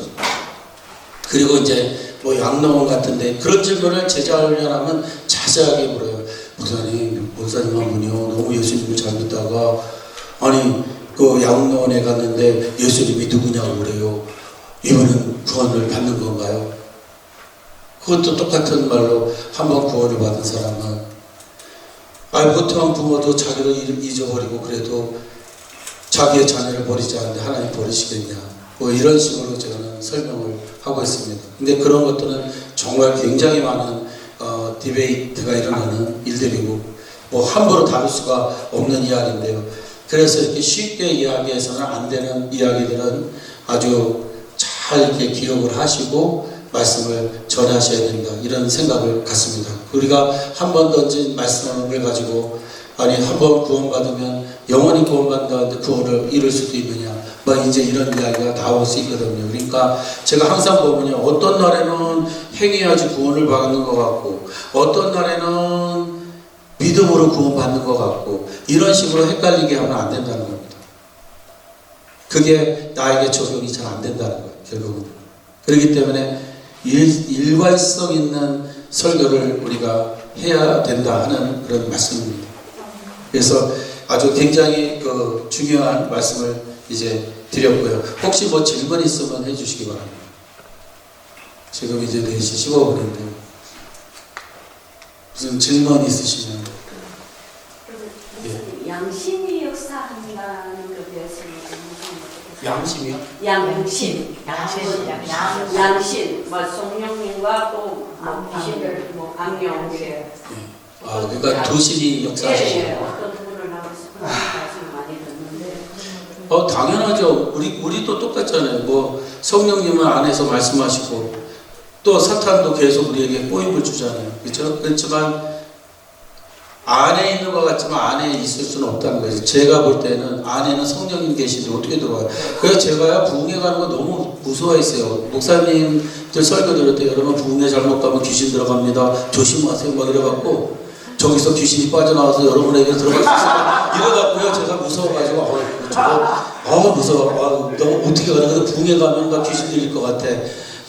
이상한 사람이 하나 왔어. 근데 저 사람 귀신이 나한테 들어오면 어떡하지? 막 이런 이상한 생각을 많이 했어요. 그런데 제가 성경을 쭉 읽으면서 일관성 있게 보니까 내 안에 성령이 계시고 영원히 떠나지 않으신데 어떻게 귀신이 들어올 수 있어요? 들어올 수 없죠.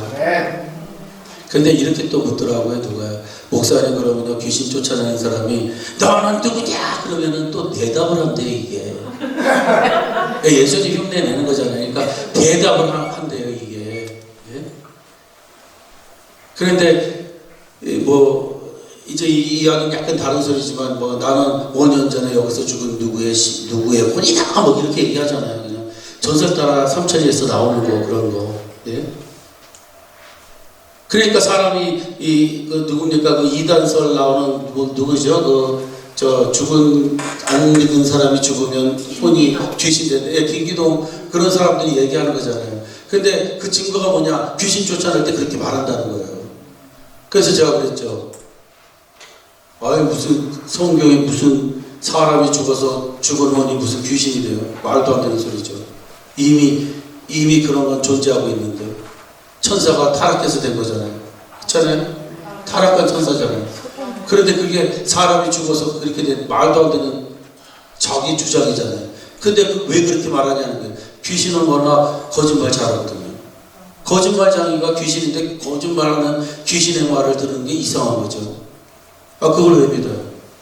전 전설 따라 삼천리를 진짜 제가 애청하지는 않았는데 아버지 때문에 환상 들었어요. 왜냐하면 아버지하고 어머니 틈에 제가 막내니까 자는데 매일같이 이것 때문에 TV가 없으니까 그냥 주구장창 듣는 게 전설 따라 삼천리. 꼭 근데 자기 전에 들어요 그걸 틀어놓으면 이제 잠잘 시간이 되고 이제 뭐 6.25 이제 누군지 아는 분이 막 이제 이렇게 이야기를 하는데 뭐 그걸 들으면서 이제 자는데 그러니까 이 꼬마가요 얼마나 무서웠겠어요. 그러니까 밤에 화장실 못 갔어요 제가. 모든 귀신이 다 떨어져 나온 것 같고 무슨 한국엔 웬 귀신이 그렇게 많아요. 그러고 화장실에 제가 못 가서 그러니까 또 그런 거 들려주고서는요 부모님 뭐라 그러고 너는 너무 겁이 많대요. 그런 걸 들려주고 그런 겁이 안 날 수가 있어. 밤마다 그거를 성경 묵상하는 게 아니라 맨날 그걸 묵상하는 거예요.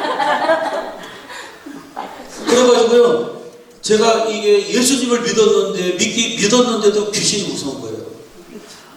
그리고 하루는요 파라과이에 있을 때 귀신을 이길 수 있게 하나님 해주세요. 그리고 어떻게 했냐면 이 귀신을 내가 반드시 내 의지로 이기겠다 해갖고 무슨 짓을 했냐면 그 교회 파라과이 교회가 2층에 연합교회인데 2층에 예배실이 있고 아래층에 지하실처럼 약간 내면서 무지무지하게 무섭게 생겼어요. 밤중에 바람이 불면 문이 퍽 열었다 확 닫히고 막 야간 나는 것이에요.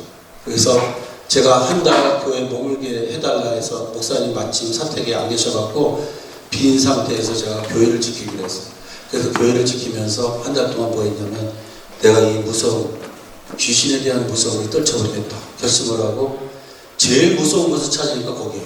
그래서 이제 드라큘라 뭐 이런 걸 본 기억이 있어서 12시가 되면 제가 그걸로 딱 가는 거예요. 밤 12시가 되면 내가 오늘 반드시 귀신을 이기겠다라고 해서 기도를 하는데요 몸소리만 삐 나오면 막 머리가 쓰고 너무 무서운 거예요. 그래가지고 이게 한 달 내내 그래요. 그러니까 사람들이 이제 저를 보더니 얼굴이 많이 이상해졌대요. 더 있다가 돌아버릴 것 같아요. 집에 가시라고 해서 제가 집에 가라고 해서 집에 왔어요. 그래서 이 무서움은 도대체 어떻게 해결할 수 있는지, 이 귀신의 무서움은 도대체 어떻게 해결할 수 있는지. 그러다가 신학교로 들어가는데요, 확실하게 가르쳐주더라고요.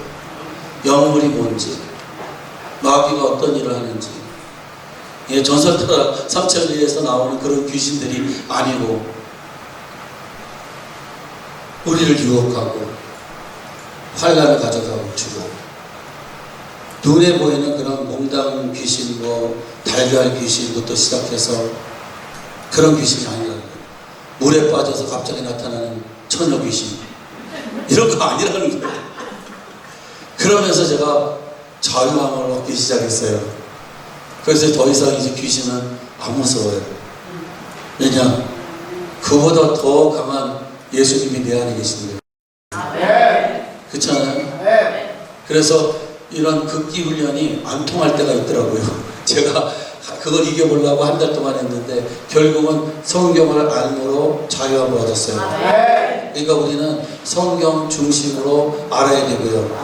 성경 말씀 가운데 승리할 수 있습니다. 그래서 뭐 12시에만 나타나는 게 아니고 이 사탄은요 계속 역사하잖아요. 그죠? 양신이 있다는데 있긴 분명히 있어요. 그러니까 계속 여기 뭐 초청을 받아서요. 제가 올 때에도 어저께 무지하게 피곤했어요. 제가 1, 2, 3부 예배 다 인도하고 당회 인도하고 또 하고 또 뭐 금방 닥쳐오는 도미니카 선교가 또 금방 오고 또 2주 새벽 부흥회가 있고 또 어떤 중간에 노예가 있고 뭐 출타를 해야 되고 막 이런 과정에서 여기를 보면서 내가 괜히 이거를 했나 한다고 했는데 그때 한다고 했지 뭐 이런 생각도 했거든요. 그게 바로 사탄이 속삭이는 거잖아요. 그렇죠? 예. 그래서 아예 미리 와가지고 쉬면서 한다고 그래갖고 어저께 그냥 와가지고 엣지와로 근처에 와서 쉬고 있다가 일로 정확하게 시간 맞춰서 왔습니다. 예. 그래서 사탄은 분명히 역사한다는 거 맞고요. 사탄을 이제 물리쳐야 되겠죠. 근데 뭘로 물리친다고요? 하나님의 말씀으로. 예수님이 3번 다 하나님의 말씀을 물리치셨잖아요. 그러니까 이 사탄은요 가장 약한 게 뭐냐면 하나님의 말씀이에요. 하나님의 말씀을 딱 대면 다 도망가는 거예요. 예, 구원에 대한 의심을 막 일으키다가도 딱 이야기하면 그냥 없어지는 거예요. 그렇죠? 그래서 뭐 그 이야기도 할 얘기가 많지만 오늘은 이 시간은 이 정도만 하면 좋을 것 같습니다. 그래서 교회를 사람들이 멀리하는 이유가 첫째는 재미가 없어서, 그리고 이치에 맞지 않아서, 세 번째는 적용되지가 않은 거예요. 나에게 적용이 안 되는 거예요. 그리고 계속 의문점이 있어요. 그러니까 성도들에게는요 이게 저요 하고 질문할 수 있는 그런 시간이 없기 때문에 계속 의문점을 가지고 살아가고요. 또 이런 부흥에 가서 또 듣는 말씀, 저런 부흥에 가서 듣는 말씀, 여러 가지가 합쳐갖고 너무너무 힘들어요. 그래서 이것을 해결할 수 있는 길이 뭐냐? 제자훈련밖에 없다라는 겁니다. 그래서 내일은 이제 강의 시간에 제자훈련에 대해서 이제 말씀을 드리도록 이렇게 하겠습니다. 자, 그러면 여기서 마치도록 이렇게 하겠습니다. 네, 제가 기도할까요? 네, 하나님 감사합니다. 오늘 이렇게 또 말씀을 나눌 수 있는 시간을 주셔서 감사합니다. 신사적인 베레아 교인들처럼 우리도 신사적인 성도가 되게 하여 주셔서 항상 말씀을 우리의 가장 높은 뜻으로 기억하며 말씀을 중심으로 해서 살아갈 수 있도록 붙들어 주시옵소서. 나의 감정을 절제시키고 나의 느낌을 무시하고 성경 말씀을 앞세우고 살아가게 하여 주셔서 교회가 말씀 위에 서게 하시고 승리하게 하여 주시옵소서. 홀로 영광을 받으시기를 원하며 예수님의 이름으로 기도합니다. 아멘.